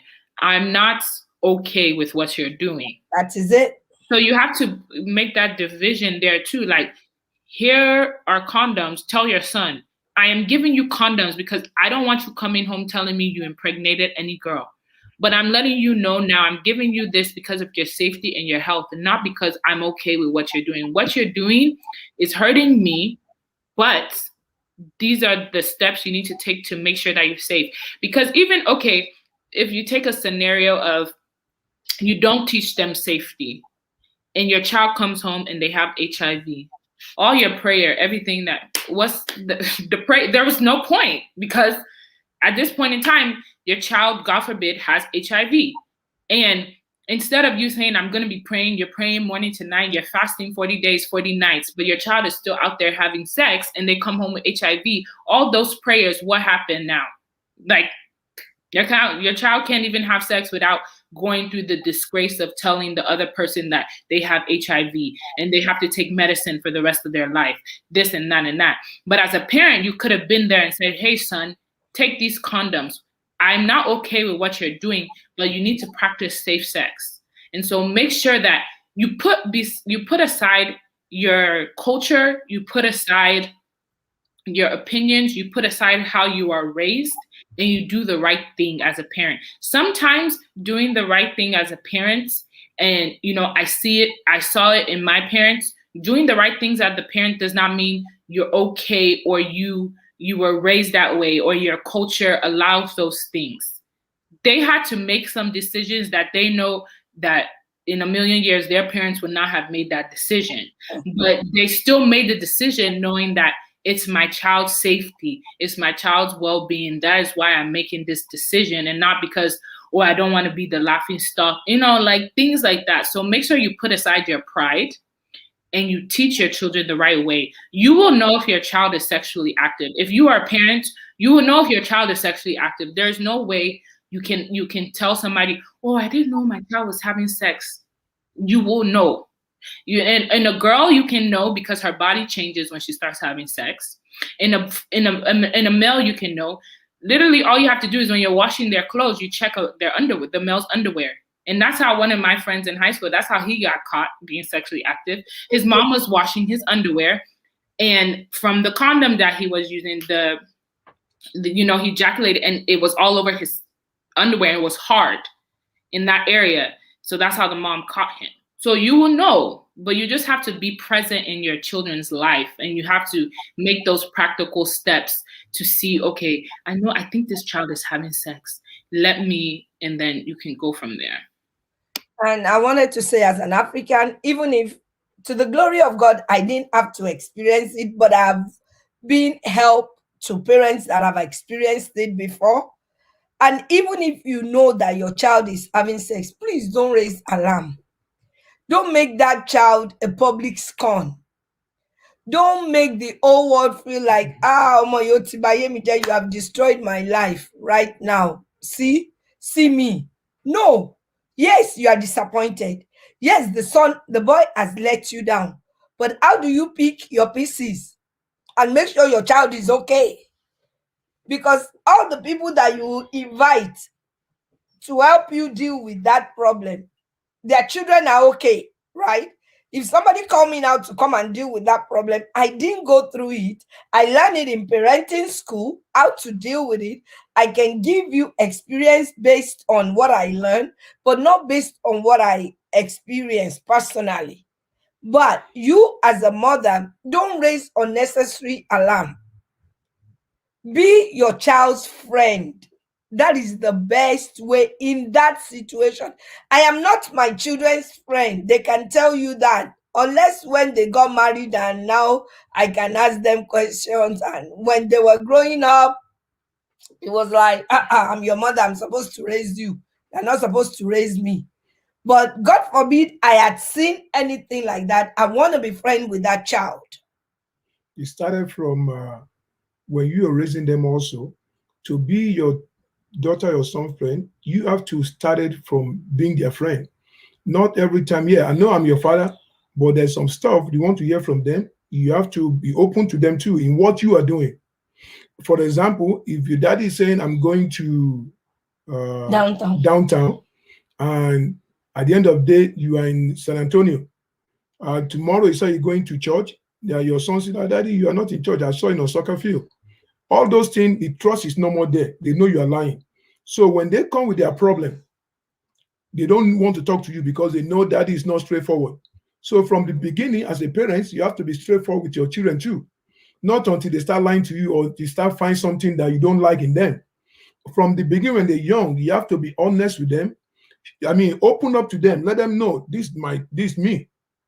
My children know my password to everything. They know my email. Sometimes they reply my email. If you are hiding your email to your children, that means something is wrong. So when they see that when they're growing up, so when they start going to a true problem, they say, oh, okay, maybe I'll just go to my mom. If the boy wants to talk to you, will not be able to talk to you. Or if the daughter see that their mom is not straightforward, their mom is lying to their dad, okay, your daughter will be coming to their dad and talk. I mean, I don't want to talk to my mom. You ask why. And she will not be able to tell you because there's no openness. So in everything you want to show, I mean, teach your children, you have to be open to them from the beginning. And funny enough, by example. Yeah, funny enough, my dad was more open than my mom. And my dad is quiet. I know everything, all my dad's passwords. I know how to get into his phone. I know everything. There's nothing I don't know. If I go to the bank and they say, what's your dad's password on this? I can tell, I would know. There's only a certain amount of passwords I will know. But for my mom, I don't know her passwords. I don't know. She's more of a, she has passwords for everything, and I don't know that. But at the end of the day, if I ask my mom for it, she'll give it to me because we have that relationship. And she's right. When I was younger, she wasn't my friend. My mom was not my friend. We tried to get along, but it was hard for us to get along. It got to a point where my dad just sat us down and said that, he told me that I will go live somewhere else if I can't get along with his wife. So it got to a point that but now there's not a day that goes by that I don't speak to my mom. And when she doesn't call me, I'm texting her what's so important that you can't talk to your daughter, but we've built that relationship in the hard way. Sometimes it was hard because some days I didn't like my mom. I'm the only girl, so there were certain things my brothers were allowed to do, and I was never allowed to spend the night at anybody's house. Doesn't matter if that person, it don't matter. I never even asked anymore. It got to a certain point, I never asked. I don't spend the night. My father and my mother would not let me spend the night at anybody's house. But there was a time that they started getting lenient with my brothers. And I was like, but, and I will ask, and they'll say, no, you can't. You can't spend the night anywhere. I didn't spend the night at somebody's house until I was in college. And that was because I made the decision to go to my best friend's house, spend the night. It wasn't because I had to ask my parents. Even though I questioned it. Oh my gosh. She called me when I was going to bed. She called me when I woke up. And I was in college, or I was grown. But when I was at this time now, I understand the reasons why they did those things. And this is what we've been talking about on this program. There's ways to shield your children from things outside. But because my mom and dad did teach me and shielded me from certain things so those things won't happen, like, for instance, spending a night at other children's houses, it wasn't because they didn't like the children. It wasn't because they didn't like the parents. It's because they don't know what goes on in people's houses when they're asleep. They don't know what's going to go on. And so now as I'm older and I'm married, I'm like, when I have children, my children can't spend the night at anybody's house. Like, you can't cry blood. You can cry whatever. Yeah, they can come to your house. I mean, they can come to my house maybe if that parent's willing, but you're not going there. Yeah. Those children could come to my house if their parents don't care what they do with their children. That's fine. But my child will not go to anybody's house. If I need my child to spend the night somewhere, it would only be my parents' house or my siblings' house. That is if. My parents, of course, but my siblings, that is the if as well, because it's just like, you have to protect your children. And I see that now. Your child is not going to see it at these ages, the people that are watching. They're not going to see it now. But you know what you're protecting them from. You know that. So you just have to be strong. You have to be consistent. And you have to just keep telling them no. Let them cry. There was many times I wanted to sleep over. I remember so many sleepover. All my friends would be at sleepover. I would be crying, daddy, mommy. It got to a point that my dad said, if I hear puke from your, they get like, there was nothing I could do would allow me to sleep over at anybody's house. But I know the reason now. And I'm thankful for that reason, because you hear of, different things that happens when people let their children go and spend the night at people's houses. The devil, like the Bible says, when does the devil work? He works at night, which they work. But think about it. You're letting your child sleep in somebody's house at night. You don't know what goes on in that house at night. You don't know if the devil is even planning to attack that house at night. Then, and you've let your child go. So I think that you teach them verbally and you practice it. You have to make things practical in your home. You can't just say, don't do this, don't do that, don't do this, don't do that. Because keep saying don't, they're going to do it. So you have to be practical about it. Hey, mom, can I go to so-and-so's house to spend the night? No. You can go for the day if their parents allow. You can go after school, go for the day. I was allowed to go to people's houses, but I couldn't spend the night. You can go for the day if the parents are home. You can go, and you have to call me when you're there. If I call you, you must pick up your phone. If I text you, you must text me back. You have to set those rules with your children so they see when they're older. Now it clicks like, okay, my parents were doing this for a reason, and I'm thankful. So yeah, that's my. But that's also when you gonna do that, when your parents gonna do that, the parents, you have to lead by example. It's not that daddy, mommy went to sleep somewhere, they don't see daddy at night, they don't see mommy at night, apart from going to work. And your mom, the daughter asks the mom, where's my dad? Oh, he went to his friend's house, he's coming tomorrow. Oh, so you break the rule.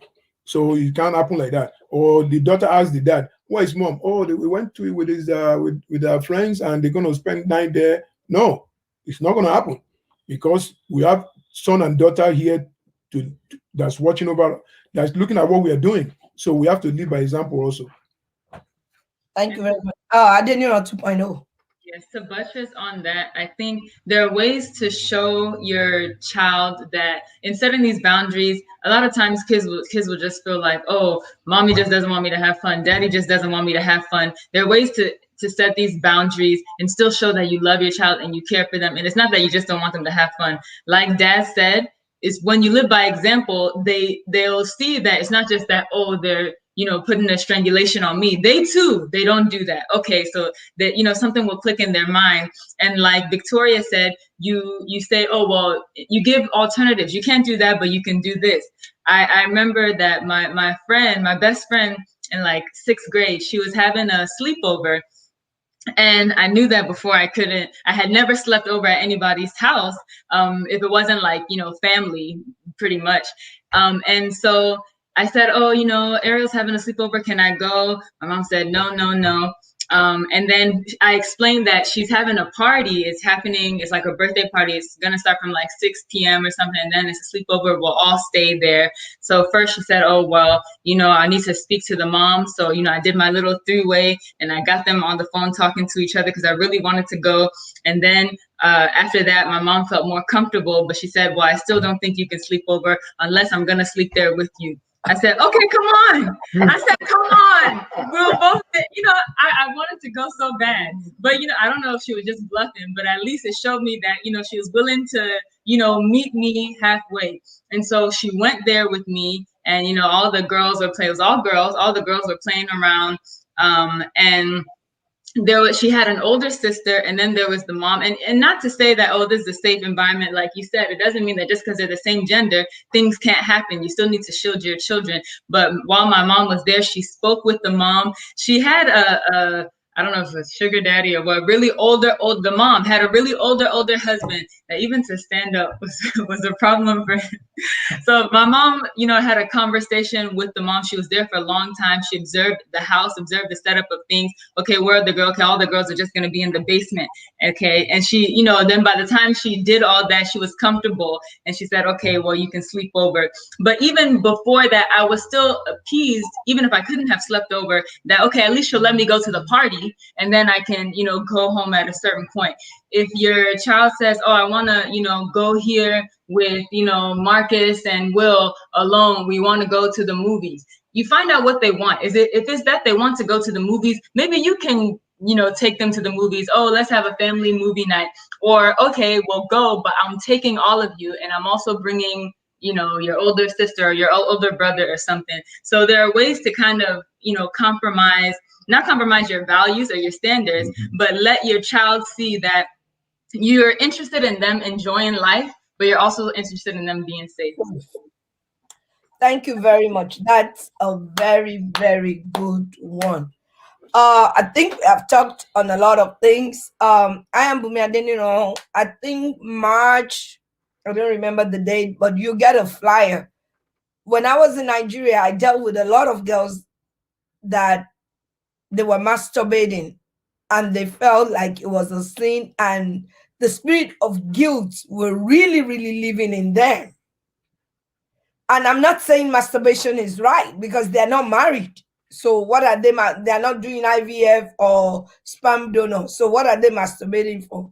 So we're gonna go the spiritual way on that topic. If any one of you have your text, you can tell me. I think it's March, maybe March 13 or March something that we're gonna deal with it. We'll let you know about the date soon. Check our social media for the dates. Okay, check my social media. Thank you, son.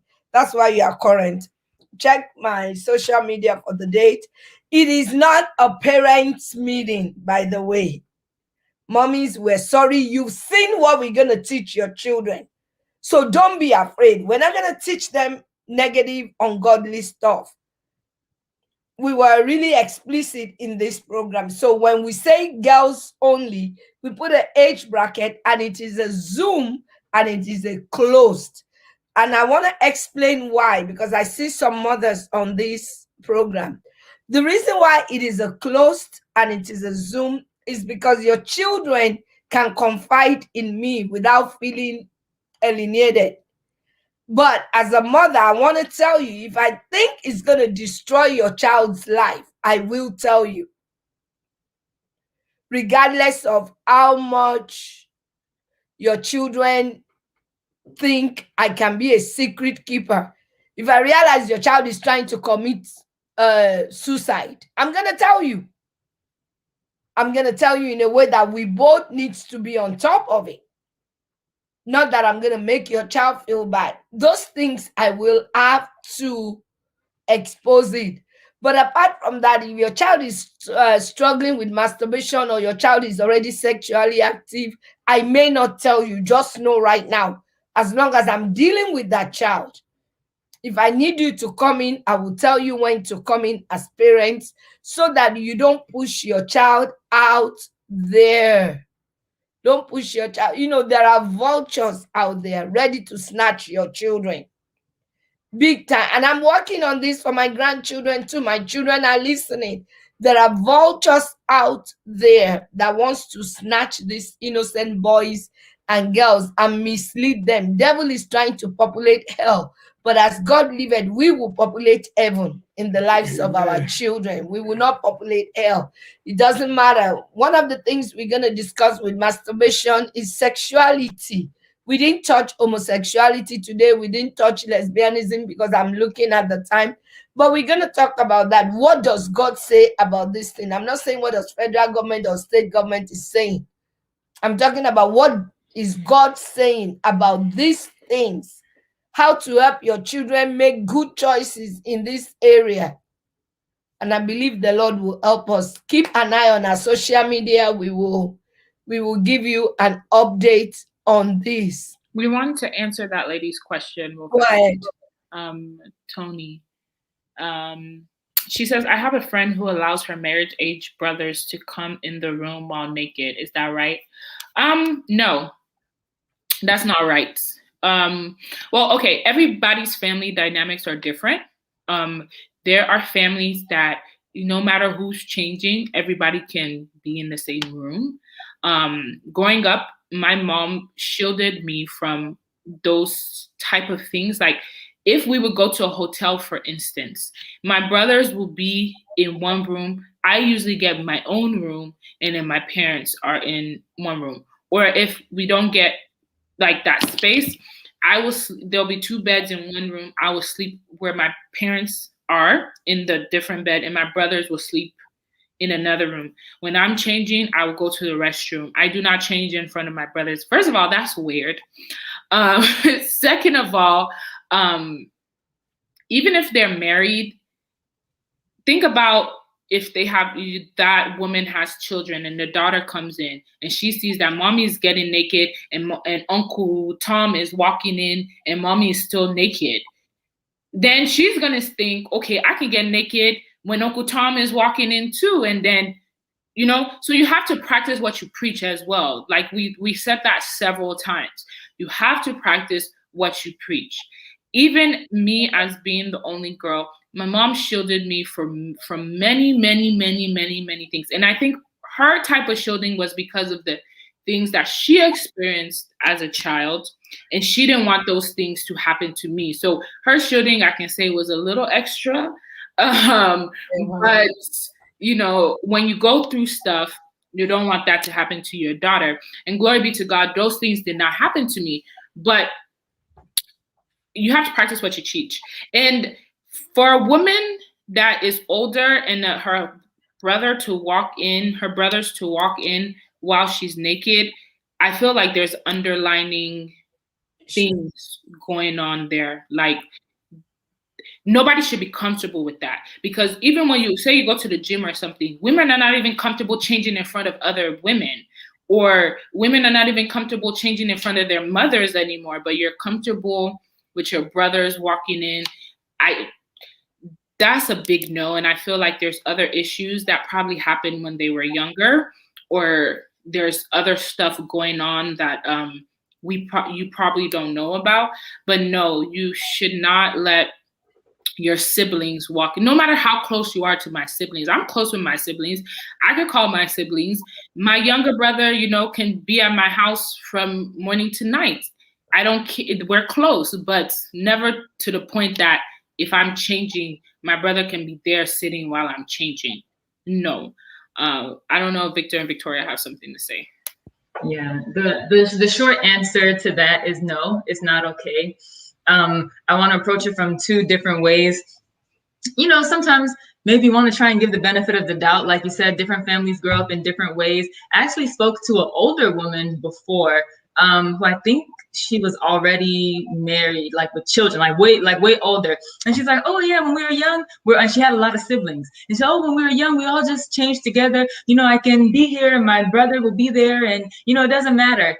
And so, because the same way so I guess, you know, I would never do it, but I guess in that kind of, just so you don't start looking at, just so you don't start looking at your friends sideways and thinking, it doesn't mean that, oh, it must be incest or whatever. So this is just kind of to help the mental process so you don't look at them somehow. But I guess with that type of dynamic, the same way a mother can be in the same room with her daughter changing, or, you know, a daughter can breastfeed in front of her mother and not feel anything about that. I guess that's the same way if they've grown up, you know, from young till now like that, then perhaps that's how they see it and they don't see anything about it. But, you know, one thing that we're talking about now is talking to your children about sex. And we're talking about from a young age. If that person is already like older, they've already kind of established a way of life. And so, you know, I don't know if you have a position in that person's life to where you can like speak to them and counsel them and say, hey, maybe you shouldn't do this. But then also, and Victor might talk more about it, it's about, even if it's completely like pure and innocent in whatever they do, it's about setting an example. If they have kids, you know, what are those kids gonna see? They wouldn't want, their minds may be pure about it, but the kids and their cousins or family friends or whatever may not be so pure about it, especially in a developing age. Yeah, I think the fact that it's a family dynamic is very true. But there are also many family dynamics, even in the Bible, that speak of incest. I mean, look at, is it Solomon's children? I mean, these things are not uncommon. So family dynamic may be very real, but it doesn't mean that it's healthy.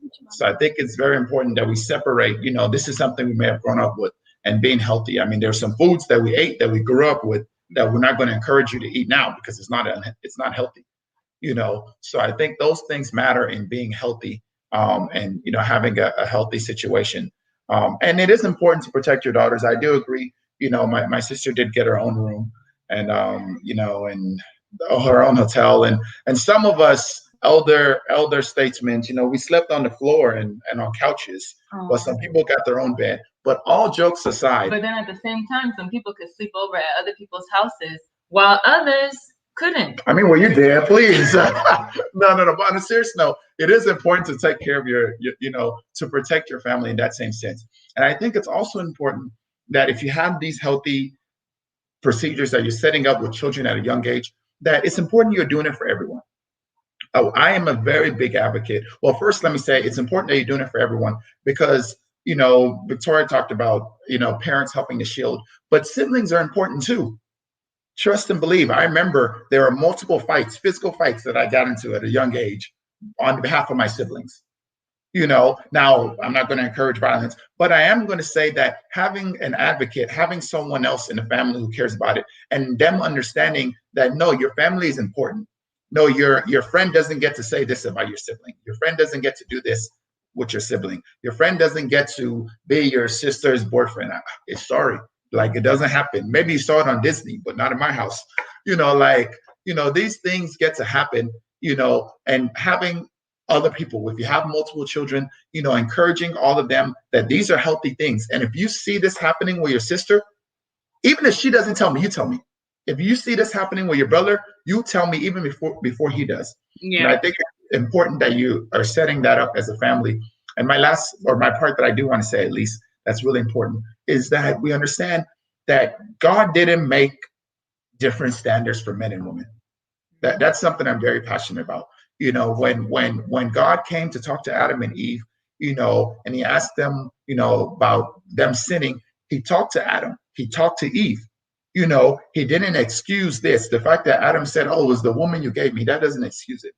And I say all of that to mean that you want to teach the same health, the same spiritual health, all these things to all of your children. Like the fact that you have a daughter and that person can be pregnant doesn't mean she has a different standard than your husband, than your son, because he can't be pregnant, and that's just going to be that poor girl's fault, and she'll have to deal with the child. But my son will be safe. No, you keep those same standards. Now, how it looks may differ. The same way that you want to teach your children the standard of hygiene and you teach them to wipe themselves, how a girl wipes herself is going to be different from a guy, but both of them need to have that same standard. And so being a male or being a son, being a whatever doesn't excuse it. You don't get to go sow your oats or go do whatever you want. No, there's still going to be these standards that are being met because God doesn't give different standards. Now how that looks may be different, but you can't expect to hold one to the other. But it may be different in fairness. The fact that, oh yeah, you can't do this situation. Oh, but my brothers can't. Well, that part is different. But you can't have it a situation, well, he's sleeping with people and no.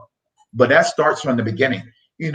Oh, he kissed that girl, he touched that whatever, and it was no. Yeah. So a lot of times it's overlooked. Boys will be boys, but for girls, oh, you can't be deflowered, you can't do this, and rightly so for girls, but also for boys too. They need to be held to that same standard. And I just want to throw it out there so nobody feels I guess isolated, but these things are especially important to look at in a situation of a mixed family. If there are children that the wife brought into the home or children that the husband brought into the home, one, hold all of them to the same standard. Don't treat your own children, more special, like you care about your children more than the children that you had together or the children that were his. And it's also important to take notice of those interactions, between step siblings or half siblings, and make sure that they protect and defend each other. Make sure that they all love each other and you also love them equally and show that you care for their protection and their boundaries equally. Yeah. Yes, same standard across. Thank you. Yeah, and even with the mixed families or the blended families, all these different things, also understand that the fact that you as a parent, maybe you and your new husband have decided to call yourself a family and your children are a family, all of that is great. But dynamics don't just change like that. You have to understand if you're marrying someone, what is their home situation like? When you're looking, if you're getting remarried or you're single parent, whatever reason, look, is the person you're dating, are their children, abusive? Are they violent? Are they this? Are they that? Is their family history of abuse? Look at these things, not just the fact that, oh, they'll make a good husband for me, and our children will get along because we force them to. It's not I mean, if another factor that we also need to look into and be honest about is in African culture, families with multiple wives, all these different things. Like when blended families are coming together, you have to understand that it's going to be different, and you have to guard that process, guard that adjustment. And it's not magical. Just like when you are saved, you don't magically become holy. It's not magical because you said, oh, well, the parents are married, so now our children can all touch each other, play together. It's their brother and sister. It doesn't just work that way. Thank you very much, Adeniran 2.0, the Oyitsos. I am very, very, very, very grateful. We had a lot of questions, but I don't even think we touched the questions. So those questions will be answered on another day. The social media department have sent me a lot of questions in advance. I think we touched most of it, but there are some that we didn't even visit at all. And on another topic, we will visit those questions because they are questions that that really matters. Most people online, they are women of God, men of God. And one of the questions are, why are children of men of God and women of God wayward? That was a big one, but we can't touch that today because of time. But I want to say that if you're a man of God, take your home very, very important, more than your ministry. Your home is your first ministry. And if your home front is not together, you don't have a ministry. You can lie to yourself. YouTube can say you have a ministry. Facebook can give you ministry. Instagram can publish you a great ministry. You can even have an icon next to your Instagram that shows how popular you are. But if you don't have ministry at home, you don't have a ministry. So I'll leave that for another day. May God help our pastors. May God help every minister, every man of God. The Lord will help us in Jesus' name. So on behalf of I Am Adeniran, I want to say thank you to my head, my husband, for letting me be who I am. I want to say thank you to the Adeniran 2.0. I want to say thank you to the Oyitsos. It has been a privilege to have you guys for 2 full hours talking and talking and talking. Thank you so much. And if there's any topic, like I said, that you need us to visit, whether you're struggling with it or you know somebody struggling with it, please let us know. We will deal with it for you. Give me an email, send me a text, do something. Because we want to see families grow in Christ. Above all, preach the gospel to your children. Teach them sex education, health education, book education. Also preach Christ and act Christ-like. Act Christ-like to your children. It gets them grounded in Christ. We have not been perfect parents, but one thing we did was that we always visit our mistakes with our children and discuss it. And when we started having children, it wasn't that easy. Because we came from a culture that daddy is never wrong and mommy is never wrong. But as we grow older, we realize daddies and mommy are always wrong. And oh, shut up. And and we kind of learn gradually. So I'm encouraging young parents, learn. You can be wrong. And most of the time you are wrong. It doesn't mean your children will flaunt it and say, mommy, you are wrong. But when you're wrong, you know you're wrong, and there's a way to reconcile your wrong, to bring a right out of it. I pray the Lord will continually help us raise our children. We will not be disgraced. The Bible says, me and the children which the Lord has given me, we are for signs and we are for wonders. We will be for signs and we will be for wonders in the mighty name of God. Thank you so much for joining, Sister Dayo, my constant friend on program, Tony Keji, my blessed sister, Tolu, Montadio, Sister Tokumbo, Ibajesiomo, the Awanas, Nikki Talks, even people I don't know their name. People watching from Germany, Truth is Light TV. I want to say thank you, Tokumbo, Jared, everybody. Thank you. We can do this. If nobody is watching us, we are wasting time. So help us promote the ministry. Oloriranti, Asiwaju Yakub, help us promote the ministry so that more people can learn from it. And God bless you as you do so. So this is Bumi Adeniran signing out. God bless you. Over to you, our guest. Bye. It was nice being able to discuss these things. And I hope that we learned from what was discussed. And again, I do apologize for my husband not being here. Something came up. But I think everything I said he would have agreed with. So, but yeah, thank you guys. I hope you learned a lot and hope to see you next time. Bye, everyone. Make sure your children, your young ladies, young men tune into the upcoming programs. Bye. Bye, guys. Thank you.